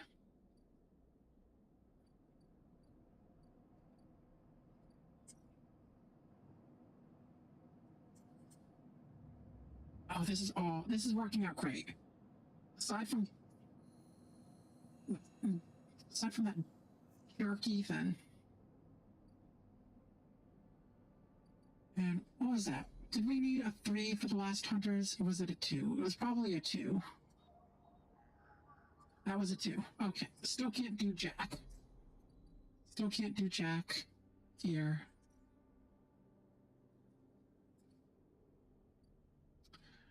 Okay, first thing first.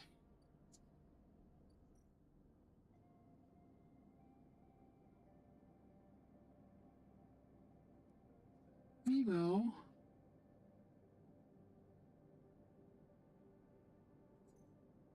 do one of these. Positive outcome. Very good. Buy some scrap.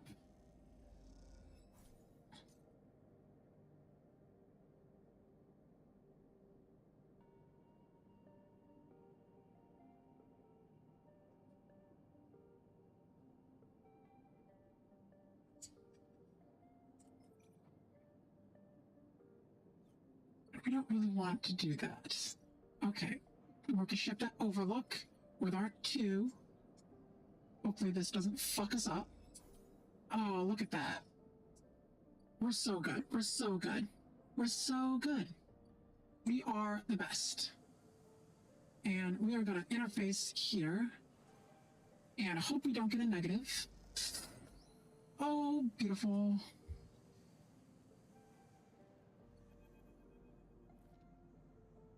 All right, story stuff. Let's go. Shipyard. Each shift, a crowd of would-be workers gathers outside the shipyard, each of them clinging to a 4-digit number printed on a receipt paper. These are their assignment numbers, and you are either called for a shift or you aren't. As you arrive, the crowd is restless and chatter rumbles through the lines. For those who, like you, have graduated to the work teams, shifts are guaranteed. Having just walked out of a meeting with a supervisor where you're praised for your efforts, you feel the glow of a job well done. That does feel good. That does feel good. Yet you can't help but feel empathy for those huddled as you pass, waiting for their number to come up. You keep your head down as you leave the shipyard, feeling a little guilty as you do. You sleeper, wait up! Plum's voice trembles as he shouts above the rumble of the crowd, and you turn to see him pushing through.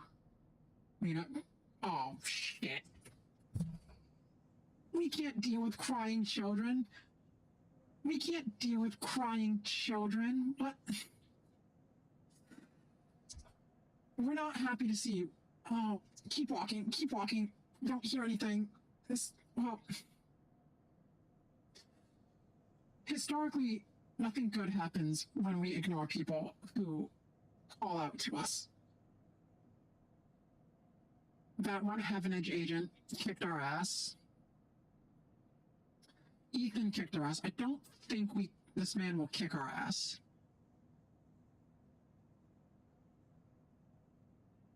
Third time's a charm. Keep walking. We're not your friend. Not a robot, not your friend. Fuck off. Stop, friend. 1 second.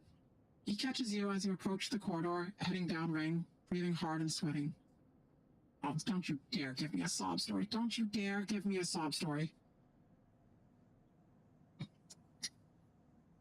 You made the work team. Good for you. He tries to catch his breath, stroking Mina's hair as he does. Give me a second here. He smiles meekly at you as he comforts her, and her cries start to fade. Out of the crowd, he sets Mina down by his side, shiny streaks down both her cheeks. And as you see, he is clutching an assignment number.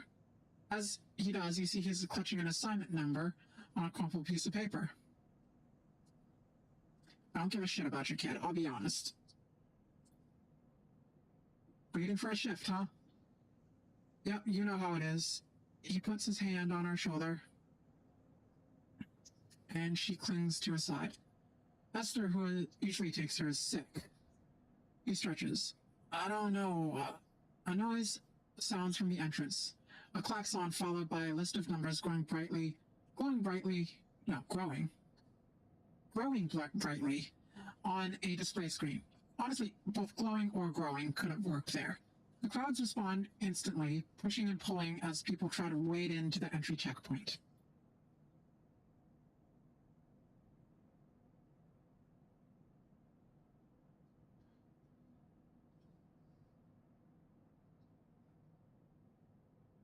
Lem stops and turns back towards the crowd, then glances at the crumpled paper. That's my number. Shit. Mina. He starts patting the pockets of his gear and glancing around. Oh, wait. Gonna have to babysit her. Alright, fine. Fine. We'll watch the child. If you call me a robot again, you little brat, I'm off the side of the station. Off the side. That's all I'll say. He blinks a little, staring. Thank you. Yes, pay me. Pay me for my magnanimity. Or talk to your child, whatever. He crouches to Mina. You're gonna stay with our friend here, okay? They're gonna keep you safe and, well, we can't even keep ourselves safe. Let's not make promises we definitely cannot keep, my guy. He stands back up. Here, take her bag. Oh, bitch. We are full babysitters right now. Oh my god. We didn't sign up to be babysitters in space. He shoves it into your hands. She's got food, shit, I have to go. He backs away into the crowd. Mina, oh god, if this child ends up an orphan and we have to take, oh no. That's exactly the kind of shit that would happen, wouldn't it?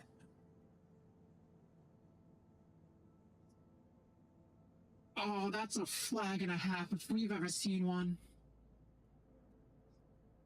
Be back real soon, okay? Be good. Then Lem disappears into the roiling crowd who are now trying to get into the shipyard before it locks down.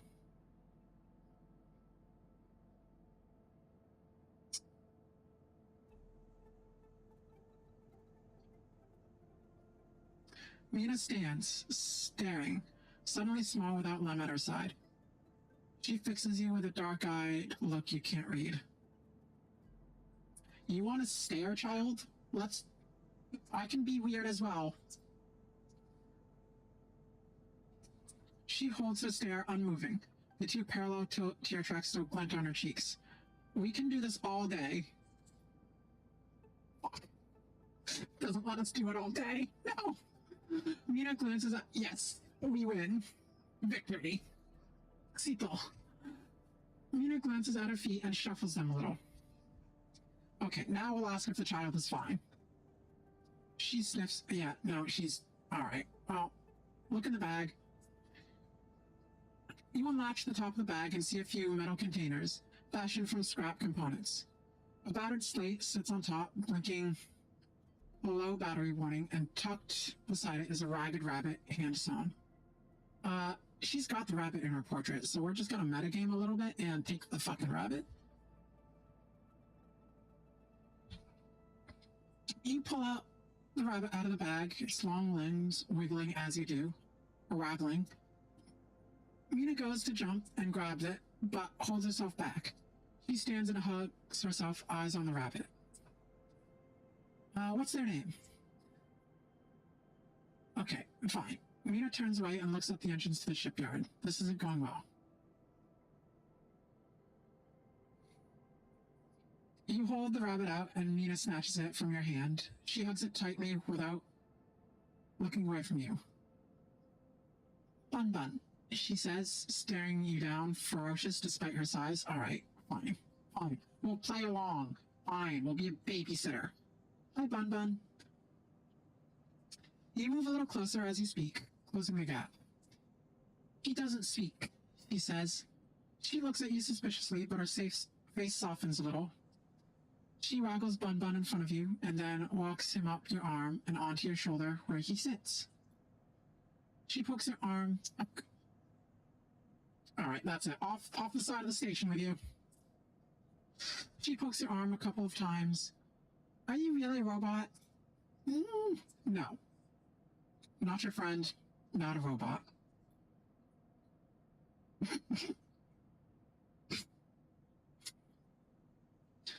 She thinks. Me too. All right, good for you. Good for you, kid. Good for you, kid. Mina has more questions. Oh, lots of questions. Questions. Hold on. We need to.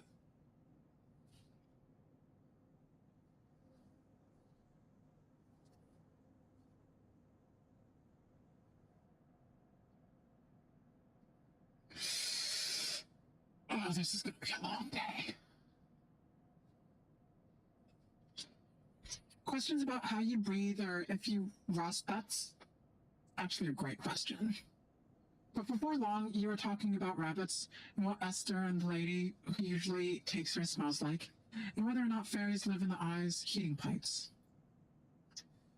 You pass the time like this, sitting side by side on the floor of the walkway as others pass by, sometimes talking, sometimes drawing on the slate, sometimes playing with Bun Bun the rabbit. And this is how Lem finds you, just as both of you are starting to yawn. He's dirty and tired, but Mina leaps up his legs and into his arms as he stumbles backwards. You two get on okay? He asks, trying to keep Mina from climbing onto his shoulders. We will never admit to being more than okay. Never. We managed. Mina glances carefully at you, hiding a smile that is slowly growing. Whoa, whoa, whoa. Looks like Meanie can be nice. He pokes her in the ribs and she squeals in delight. Thank you, friend. Not your friend, not a robot. I mean it.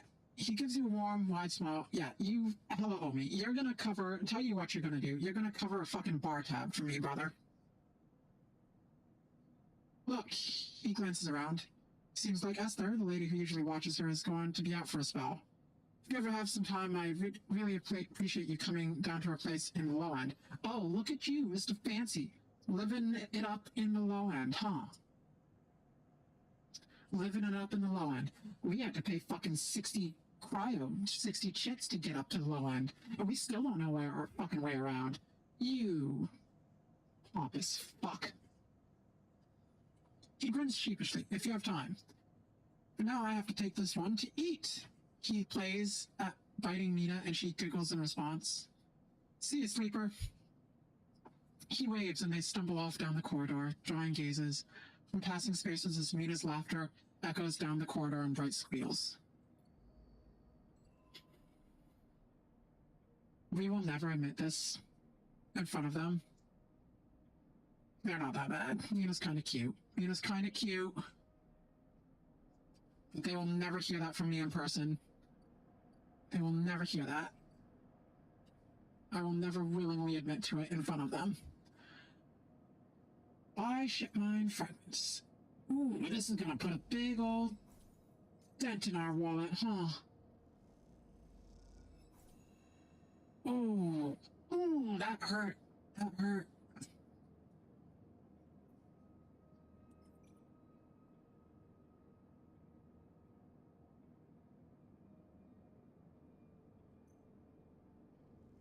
Haggling over prices. Oh, fuck, we should have done that before. Damn it. Oh, you idiot. Alright, well. Shit. Or exchange. Sell components.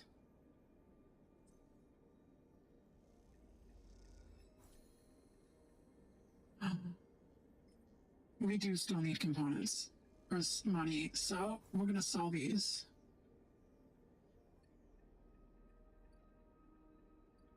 Or fabricator, yes. Oh, no, not you, not you. Fabricator. Fabricate. We need one. We need, oh, damn it. Ethan, cynical bounty hunter. Oh, this. Maybe it'll turn out like dead in a ditch. Maybe he'll like have pissed off the wrong person and they will have fully just murked this guy. We can only hope. Knock on wood. Is there any wood up here? We're in space. It doesn't seem like it would be.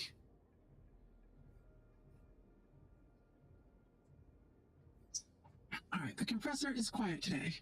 The usual crowds are elsewhere, and the pumping music washes over a handful of spacers and a few drinks. Damn it. Is he dead? Ethan is still on the same stool in the same pool of light. Did he, keel over? Please tell us he keeled over. No? Okay. His head is low, close to the bar, and the bartender is ignoring him. We paid. Bye. This is ridiculous. Oh, what? This is ridiculous. You go to turn, but Ethan calls out, "Sleeper!" He turns to look at you. Time to pay up again, is it? He gestures to the bartender. Come here, take their chits. Oh, hey, are you fully cut off? Let's go. The bartender ignores Ethan. It seems they've cut him off. Hey! He slams a hand on the bar. Don't take the chits. The bartender ignores him. Ethan lets out a huge sigh, rubbing his eyes with his palms. He reaches towards his holster. His elbow slips and the gun tumbles out. It clatters on the bar and falls to the floor, bouncing onto the ground between you. Both you and the bartender look at the gun, stare at it. Butterfingers, says Ethan, and puts a hand beckoning for you to give him the gun. If you would.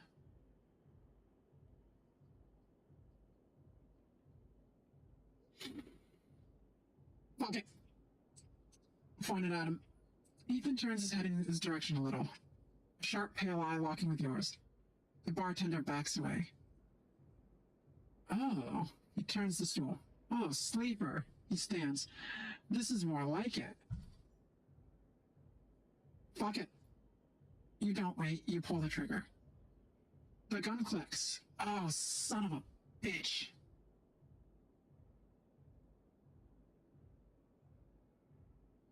By now, all the attention in the bar is on you and Ethan, who looks at his gun with a bemused expression. The bartender raises an open hand, and in it are 10 shiny bullets. Bartender, you fucking rat! You rat! We were this close! We were this close! Why would you do this to us?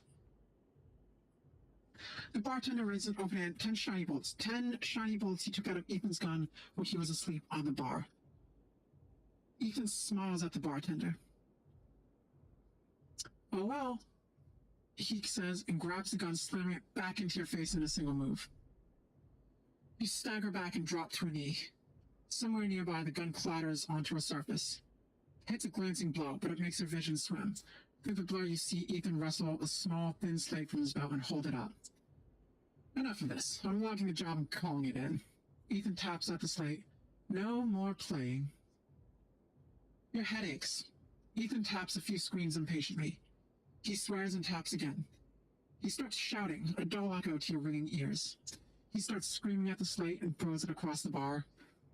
He crouches down and grabs you by the chin, his face closed, his breath heavy with drink. SNR just screwed me. He grins maniacally. They canceled the contract. He stands up. They canceled the contract! He shouts at the ceiling of the compressor. You stand up, struggling to your feet, the sting of the hit fading. Ethan is rubbing his temples, his face pale. You hear a clicking sound, like coins being counted, like bullets being loaded into a magazine. When you shake off the blur of the blast of the blur, the bartender has Ethan's pistol trained on Ethan's head. Oh, bartender, are you not going to be a rat? Ethan stumbles back towards the middle of the room, all eyes trained on him. I'll kill you all, he screams. He stumbles into the wall, spinning away towards the door. I'll be back for that, he shouts at the bartender and lunges out of the compressor. You steady yourself on the bar and catch your breath. The rumble of conversation returns. The bartender goes to say something, but then thinks better of it and begins to clean the bar. After a while, well, give us the gun. Give us the gun. We fucking nabbed that shit fair and square. Dibs. Finders keepers, or what is it? What is it in treasure hunting that it's officially called? Finder's fee. That's it. After a while, you wander out into the light of the bright market, looking for Ethan around every corner. He's loose! He's loose! This motherfucker's loose! Oh, babysit Mina.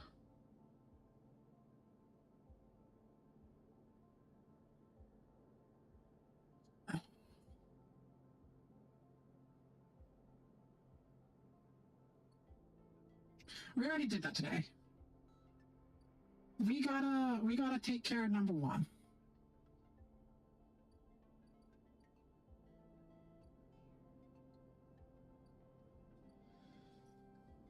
Oh man.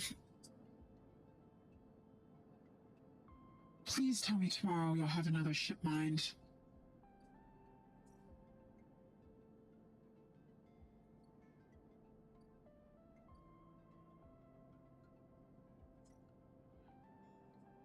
No, we still don't have enough data for that.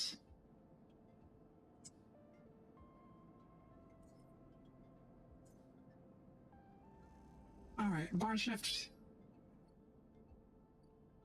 And that's all that she wrote.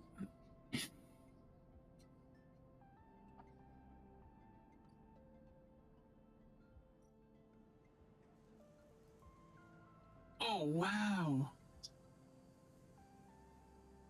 And it looks like we're too stupid to do that, too. Oh, wait, we have... Well, let's hold off on that. Because this...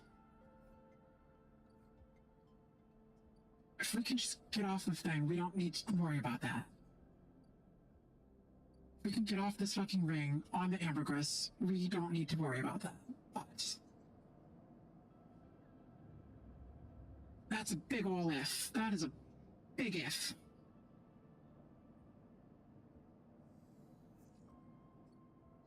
Oh, no. Alright. 3 6s, wow. Making up for all those shitty hands earlier, huh? Hunter's Nest, finally, a 2. Alright, give me this shit. Alright, Hunter, what have you got, buddy? Those familiar threads wrap around you, bind you, test you. Entity, submit. Hunter's strange head bobs in your vision. Oh, shit! He knows! He knows! Your ally in the sealed dock cannot save you. In that globed head, you see swirling strings of data, so many spinning there that they threaten to tear through the thin skin and whip out into the void around.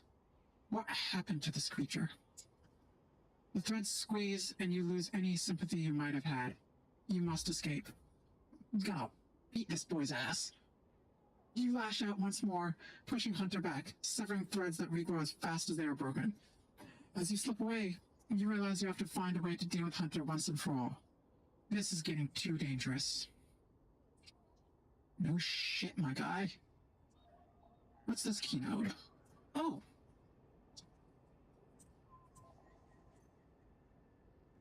Personal term key is empty apart from a single high-level encryption, locked behind access protocols. Okay.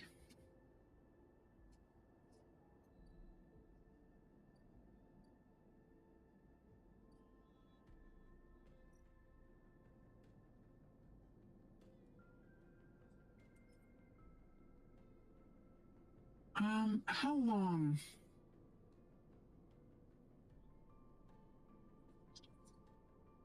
Are you all here for?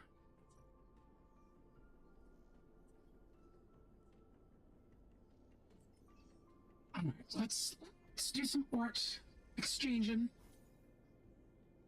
12 cryo, that's not bad, not bad.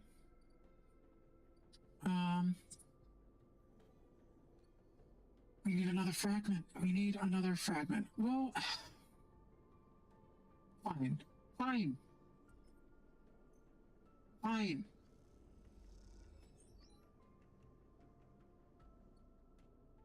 The kid's cute. We admit it. Fine. We'll do it. Jeez.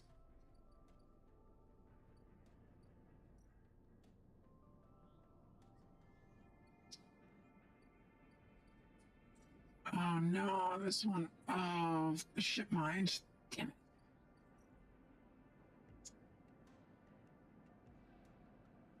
How are our rations? Our rations are doing good. Oh wow, our energy is not.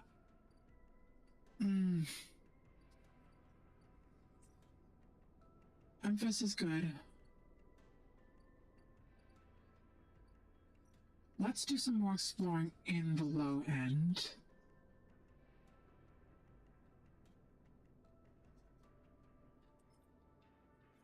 Ooh, actually, we've got a 6. Let's fucking do this shit.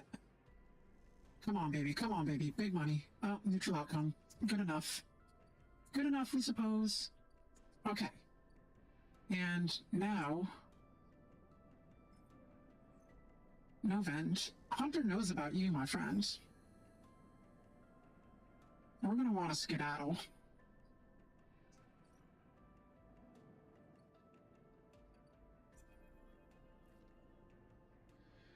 Novend is thrumming with excitement. The movement of servo motors rock the vending machines back and forth at unsettling angles.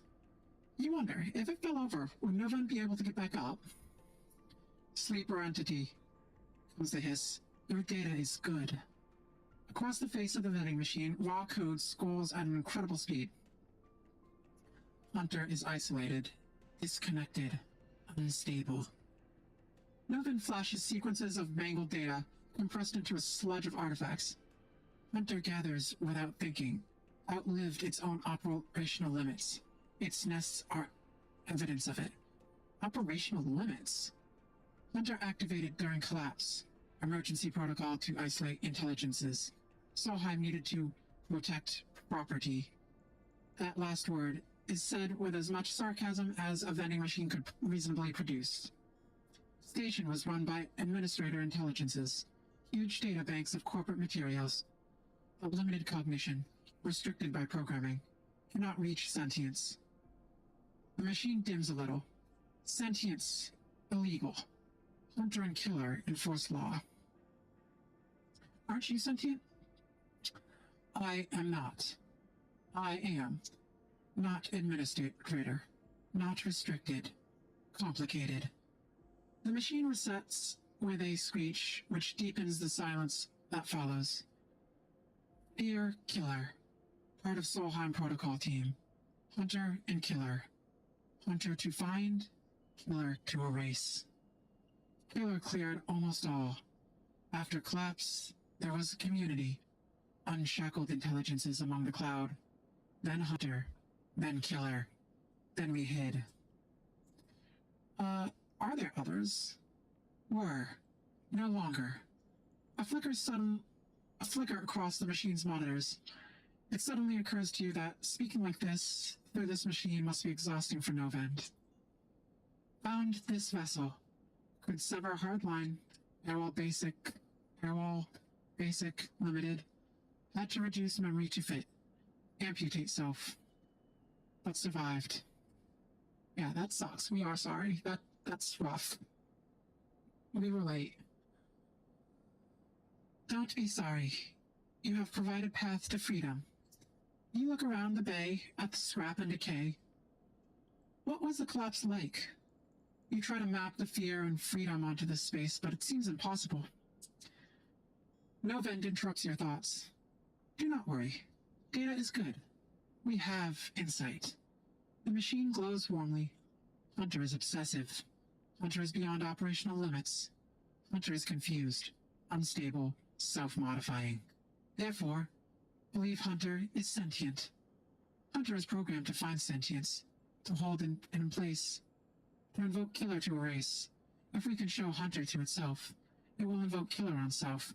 Problem will solve self. That sounds like a very long shot in the dark, my friend. Will that work? The machine dims and fades. Unsure. Theory, not practice. The machine brightens again. Either way, cannot remain here any longer. Too long a machine. Cannot move self, but entity can help. Bring ship... No. Absolutely not. Absolutely not. We need this shit. This is our ticket out.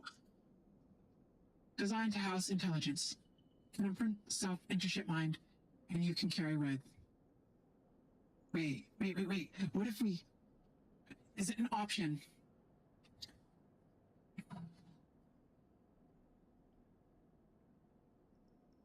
To get this thing on the ship mind, and then install that ship mind onto the ambergris. Can we take care of like 2 birds with 1 stone?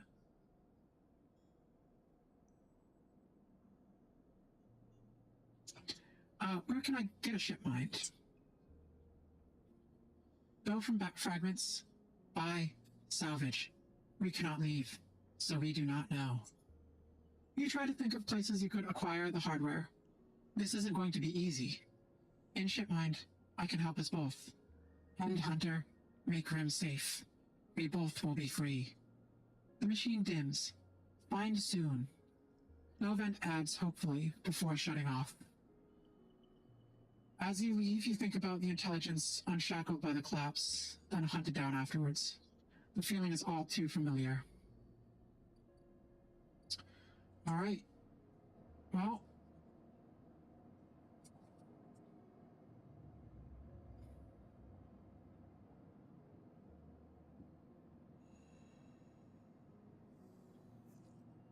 Oh, wow. We went from 5 to... Oh, no. We're getting called by the corpos now. Fuck. Okay. What do we do? What do we do? What do we do? Tambor Tea House. Ooh. Oh. Oh, yes. We will full rat on Heaven Edge.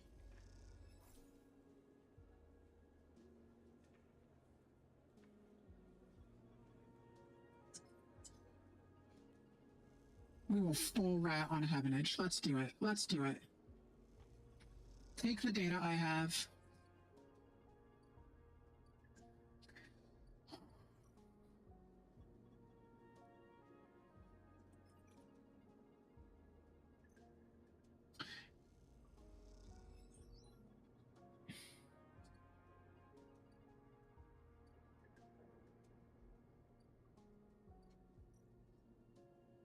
All right. Play Tava. Neutral outcome. Oh, -3 cryo. Shit. All right, fine.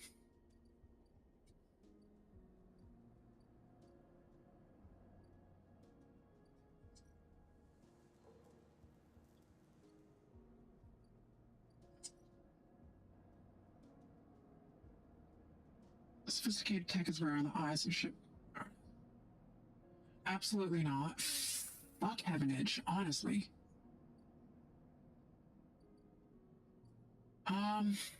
We don't need energy. We need money.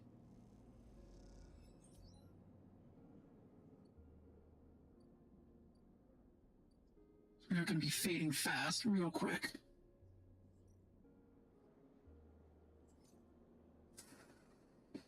Oh, we don't really want to do this right now. Oh, we should probably have it on hand just in case. Just in case. We can work up to 100 from 67. That's fine. It's harder to work up. Oh, hello. Sabine. As you quickly leave the surgery, eager to be away from Toshiro's glare, you notice something wrapped around the stabilizer vial clenched tightly in your hand. You open your hand and a thin film marked with holes and sigils unrolls from around the vial. At one end has a hard metal strip, a handle. Let's inspect the film. You hold the cloudy film up to the light. It is perforated with an ornate pattern of holes that you can make out. You can make out a word among the markings. Passkey. Is this an entry key from somewhere? Inspect the handle. The metal handle is worn and pitted, but you can see a set of numbers imprinted into it.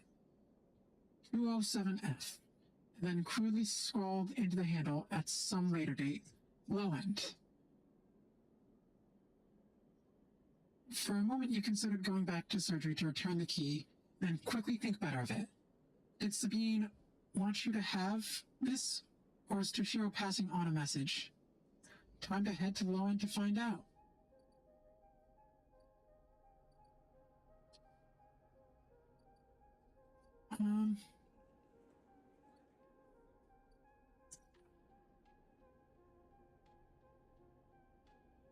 You find the entrance to the apartment. Its passkey symbol obscured beneath layers of graffiti. Who lives here?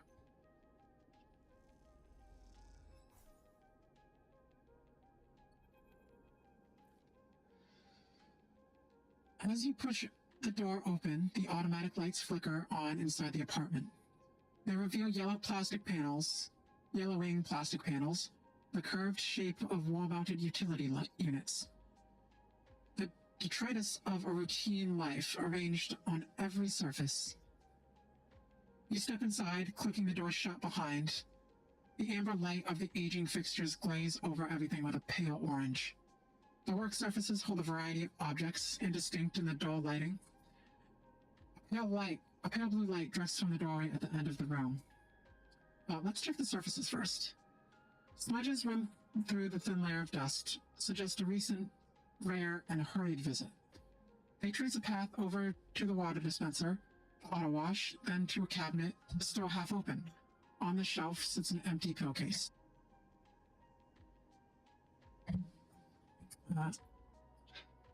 You cross the cramped utility room with its auto wash dispensers, water closet, towards the doorway. Though the doorway is a dark, warm room, lit only by the faint glow of a terminal screen. Let's check the room first. A bunk is tucked into the wall, the blankets ruffled. A wall desk glitters with rows of vials and containers.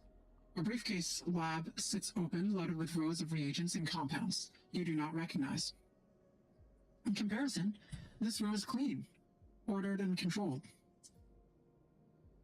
As you approach, there's a crackle from somewhere in the dark. Sleeper.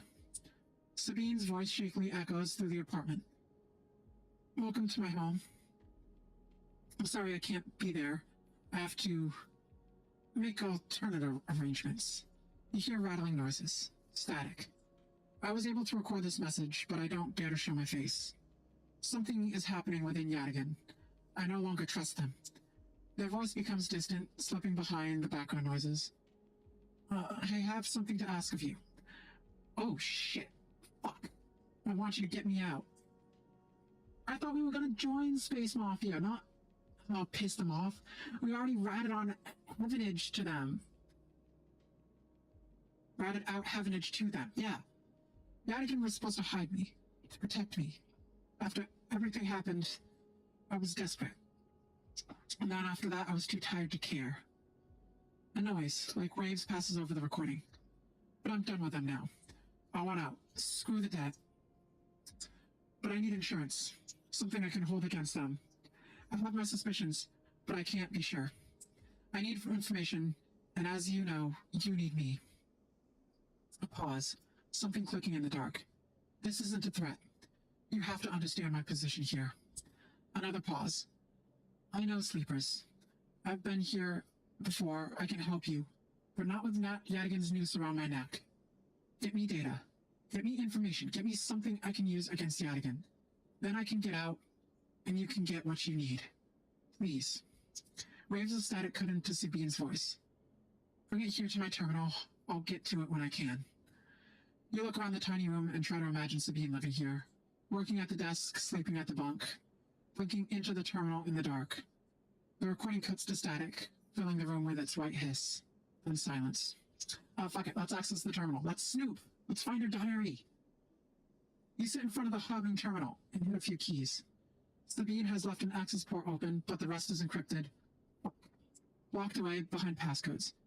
It seems Sabine might not trust you as much as they want you to think. Who does Sabine need to hide from? And what debt do they owe to Yadigan? You try to assemble the pieces, but too many are missing. The only thing you know is that without the stabilizer, your body will die. Yeah, for real. Her and Emphas are the two people on this entire ship that we need to live. You glance at the briefcase lab on the desk, its glassware glinting in the dark. You turn away and leave, door clunking shut behind you. Back in the corridor, you notice the scrawled graffiti of a blade on the opposite wall. Yadigan. You feel yourself being drawn into something you don't quite understand. Okay, so they need what, like Yadigan data? Oh, yeah, we've got Yadigan data. We've got data for days.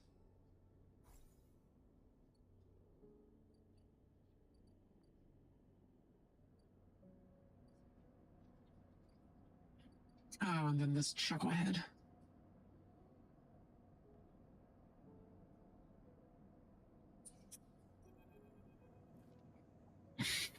Things Bay.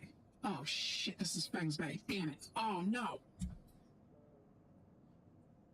It's been more than a few cycles since Feng confronted Hardin, and the silence sense has been noticeable. In your time with Feng, you haven't exactly found him to be reliable. Yeah, he fucking hasn't taken that tracker out. But you did expect to hear the end of whatever plan he put into action. But he won't come to you. You think as you approach the Heavenage building, that it's time to come to him. After all, yeah, right? He did promise to fix your tracker, and you're getting nervous. As you approach the bay doors, you see them wide open, light pouring out of a once dark room. Stacks of server terminals sit outside the bay, suddenly robbed of their mystery by the bright floodlights. A figure in Heavenage security fatigues steps out of the bay as you get closer, carrying a stack of hardware. No, we need that. For once, we're not running away. As you get close, you see the security officer taping up machines from Feng's stash with what looks like hazard tape. This isn't good. You again. Hardin is there, leaning beside the bay entrance so calmly that you barely notice him. Mastered the art of standing so still. Oh my god, actual meme. This fucking jackass, I hate you. He has a slate in his hand, and inventory of seizures scrawled across it. Predictable. Further evidence of Feng's collusions. You see another security officer come out of the bay and take notice of you. Where is he? Feigning ignorance, or perhaps just abandoned. Hardin shakes his head. I believe you should choose your conspirators more wisely. I almost feel sorry for you. Hardin pushes away from the wall and comes closer. Don't worry, Sleeper. We have all the evidence we need. A confession won't be necessary. He gestures around at the stacks of hardware. Spying on fellow Heavenage members, hoarding Solheim materials, an obsession with corporate data. It speaks for itself, does it not?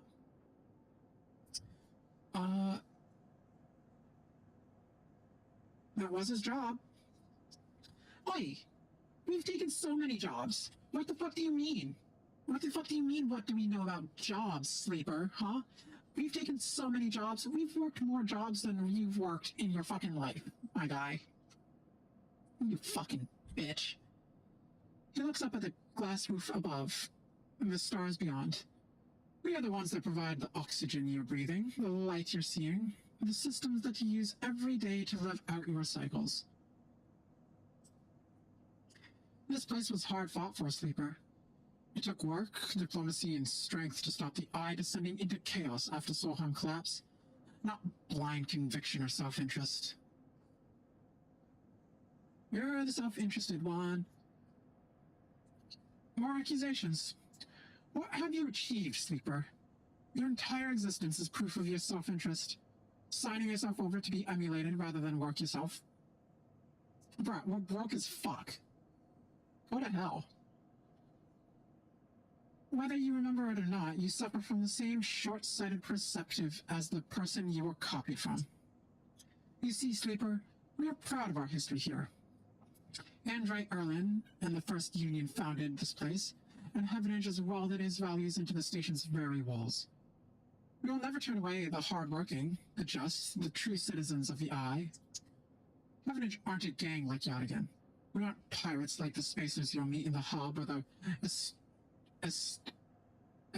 esoterics like those high-for radicals in the Greenway.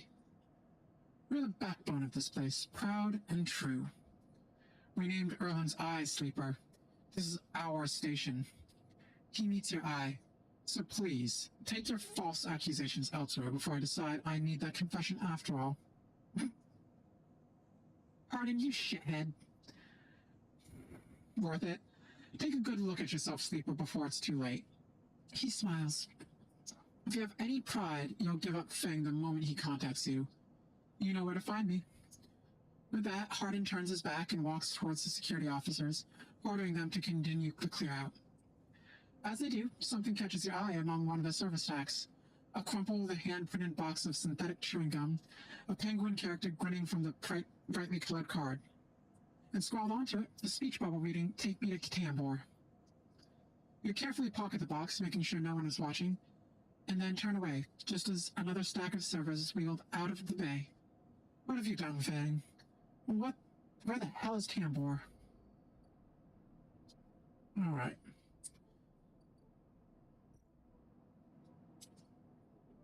How's Ethan doing? How's their temper tantrum coming along? Pretty good, all things considered. Alright. Gonna end this cycle.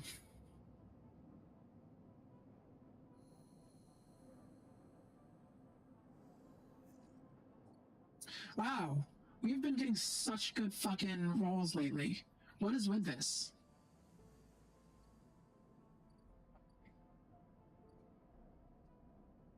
Okay, so these bitches have departed. So we've got to wait a few more days for them to come back. Then we'll have our ship mined.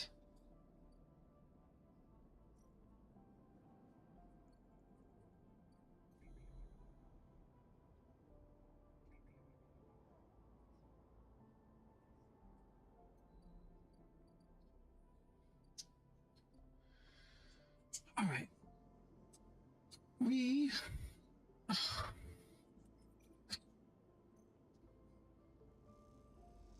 This...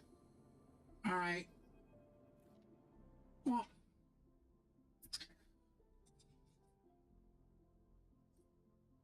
All right. Before we get into another dialogue, I think this is a good place as any to call it for tonight. We've accomplished quite a bit. So, a lot of shit's going down right now for us, huh? Hard to keep track of it all. So, that is where we will leave before we get into Nina and Lem's whole deal.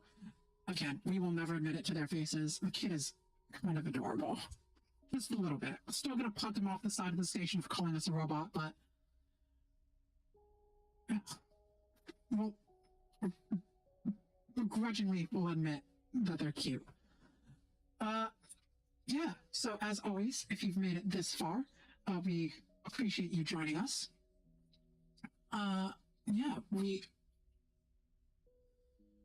have been thinking about doing some more streams, more days, because we love this game so much. We really want to play it more often than once a week. And as we mentioned earlier, let's just take a look at what cycle we're on. Cycle 23, yeah, we could blow through that in our free time. But we really want fresh reactions here and to not know what's going on when we're going on, you know? So we're not sure still if we're going to do that next week or when that day would be, but it's very probable at this point because this is, as we keep saying, such an amazing game for such a very like resource management style of gameplay. It's so immersive and so fun. All the characters are like super charming. Even Ethan, you know, absolute jackass, but kind of like a lovable, like a charismatic villain almost, a kind of a villain you love to hate. They're all very well done. So yeah, we just want more. And the developers of this game, I'm not 100% sure. I can't remember off the top of our head. Let's Google it real quick.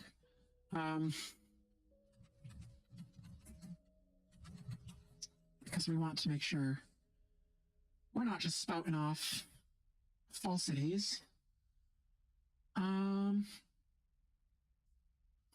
Let's just look at the Steam page. That should be fine. But they have also made another game, Fellow Traveler. Fellow Traveler is the publisher. We've probably seen it in the credits. We should know this probably. Jump Over the Age. Jump Over the Age is the developer. But they have another game called In Other Waters, which is another sort of Subnautica based like game where it's an incredible game. The entire gameplay is just UI. Like there's no models like in here. It's just like the resource management and text-based story elements that we played a bit, and we want to play that on stream as well. So, well, one of our goals we set in our debut was to do streaming a lot more than 3 days a week. And with such amazing games, why not? Why not, right? But yeah, that is where we are at. So that will, if that happens, that'll be obviously up in next week's schedule. If not, it won't be, but it'll be great either way. We really look forward to coming back to Citizen Sleeper here. But yeah, we're rambling a bit, so we will go ahead and shut it down basically. As always, like we said, thank you for joining us. And anything you might need, as always, are available on our socials as far as what's going on with us. And that's really all we have for tonight. So until next time, we hope you have a good day, good morning, good night, buenos noches, buenos tardes, buenos dias, not necessarily in that order. And thank you once again for joining us. Bye-bye.